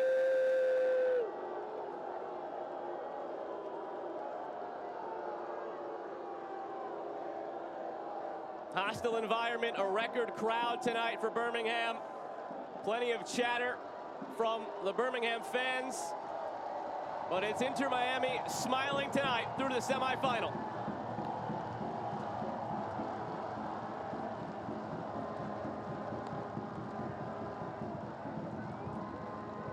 So a small smattering of visiting Miami fans who will go home happy tonight. We'll take a look at the highlights from this one. A 1-0 victory for the road side. Well, we saw 21 shots within the match, 10 of which were able to hit the target, and certainly plenty of opportunities for the Birmingham Legion. This one, the controversy that ensued in the first half. Good cutback by Enzo Martinez, and as the shot steps forth by Prosper Kasim, it comes off Christoph, but the referee doesn't pick it up. Enzo Martinez beside himself, and so were the Legion. But back to work. Good movement coming back forward. Watch the stretch on the right, and then the little cut back to the inside. Enzo Martinez says, you're going to go with him? I've got space. I've got an opportunity. But Drake Callender had an answer. Callender came up big time, and again, he's only credited with 3 saves because you don't include the ones on his own players for the near own goals at the other end. This goal was not an own goal. It counted, and it was the difference tonight for Stefanelli. Told you immediately when this change happened how much I liked what the options that it could provide on this right-hand flank for Inter Miami, and certainly pays off. 56th minute, Coco Jean, Stefanelli. It's the go-ahead goal. It would be all that they needed, and this was actually right before the departure of Joseph Martinez. Unfortunately, his tenure on the evening, not much to talk about. Birmingham Legion Could you find a way to get back into this game? Kamal Miller almost handed it to him. Right on the doorstep, Enzo Martinez, head up. You have to give him so much credit because there are a lot of situations where you would expect him to be selfish. Instead, it's the exact opposite. They're able to find rotation, another option, but no goal. And then Drake Callender twice in the final 5 minutes. An opportunity from distance, a second chance, this time off the deflection. Taylor, Campana, Callender, back-to-back saves on the doorstep and securing the shutout. It was until the very end, Agudelo nearly at the death. Not meant to be, as it was blocked by McVeigh, and it finishes 1-0 on the night in favor of Inter Miami. And the stats don't necessarily tell the whole picture. Birmingham was very much alive in this game throughout its entirety. They were much better in this match compared to their game against Charlotte. And Tom Stode said, you know, we need to be more brave. We wanted to attack the game. Outside of the first 15, 20 minutes, they did that. And they came into this match and accomplished what they wanted to, outside of course, grabbing the goal. Now, the asterisk for me is going to be fair for both squads, the refereeing, because it affected the overall game. Whether it was lack of decision-making, the missed penalty, and offside, there was so much that went on within it. And yet, if you're Inter Miami, you still have to give a tip of the cap because they found resolve within their performance. So much coming in. The off-the-field news of the addition of Leo Messi. The fact that you go down to 10 men against DC United, and even though you grab a goal, you don't play well. The departure of your coach, Phil Neville. You still go on the road in a cup quarterfinal and find a result. Great to see them in the Final Four. And now you have a cup semifinal against FC Cincinnati. These teams met at the beginning of April in MLS play. It was a 1-0 victory for Cincinnati. And Devin, this team right now is unbeaten at home. They're terrific in the league. They beat Pittsburgh last night, and it's going to be a very tough matchup for Inter Miami. Really difficult to argue that they're best in MLS right now because, of course, they're scoring goals, and defensively they're pretty good. And, oh, yeah, they lead the Supporters' Shield. So, yes, fastest ever to 39 points, through 16 games. They're producing all over the field, including this magical strike from Badial from distance. Even Brendan Vasquez cannot believe it. That was the second in the dagger. The third was insult from Arias. Badial back of the net. 3 for FC Cincinnati, and an opportunity for themselves to put something up on the mantle. Same search for Inter Miami. So on the eastern side of the bracket, the Final Four is set. Right now it's RSL 1, Galaxy nothing on the west. That bracket is almost completed. And tomorrow, 1 p.m., box to box on CBS Sports Golazo Network, we will find out who will host each semifinal and what the priority order is for the final. Well, for the second match in a row and the second round in a row here in Open Cup, Birmingham in front of a record-setting crowd gave it their all. Last time, 1-0 victory over Charlotte. This time, 1-0 defeat against Inter Miami, who are 2 wins away from the club's first trophy. That'll do it for us tonight from Birmingham. For my partner, Devin Kerr, and the crew that makes this possible, I'm Joe Malva saying good evening, and Miami through to the semifinal.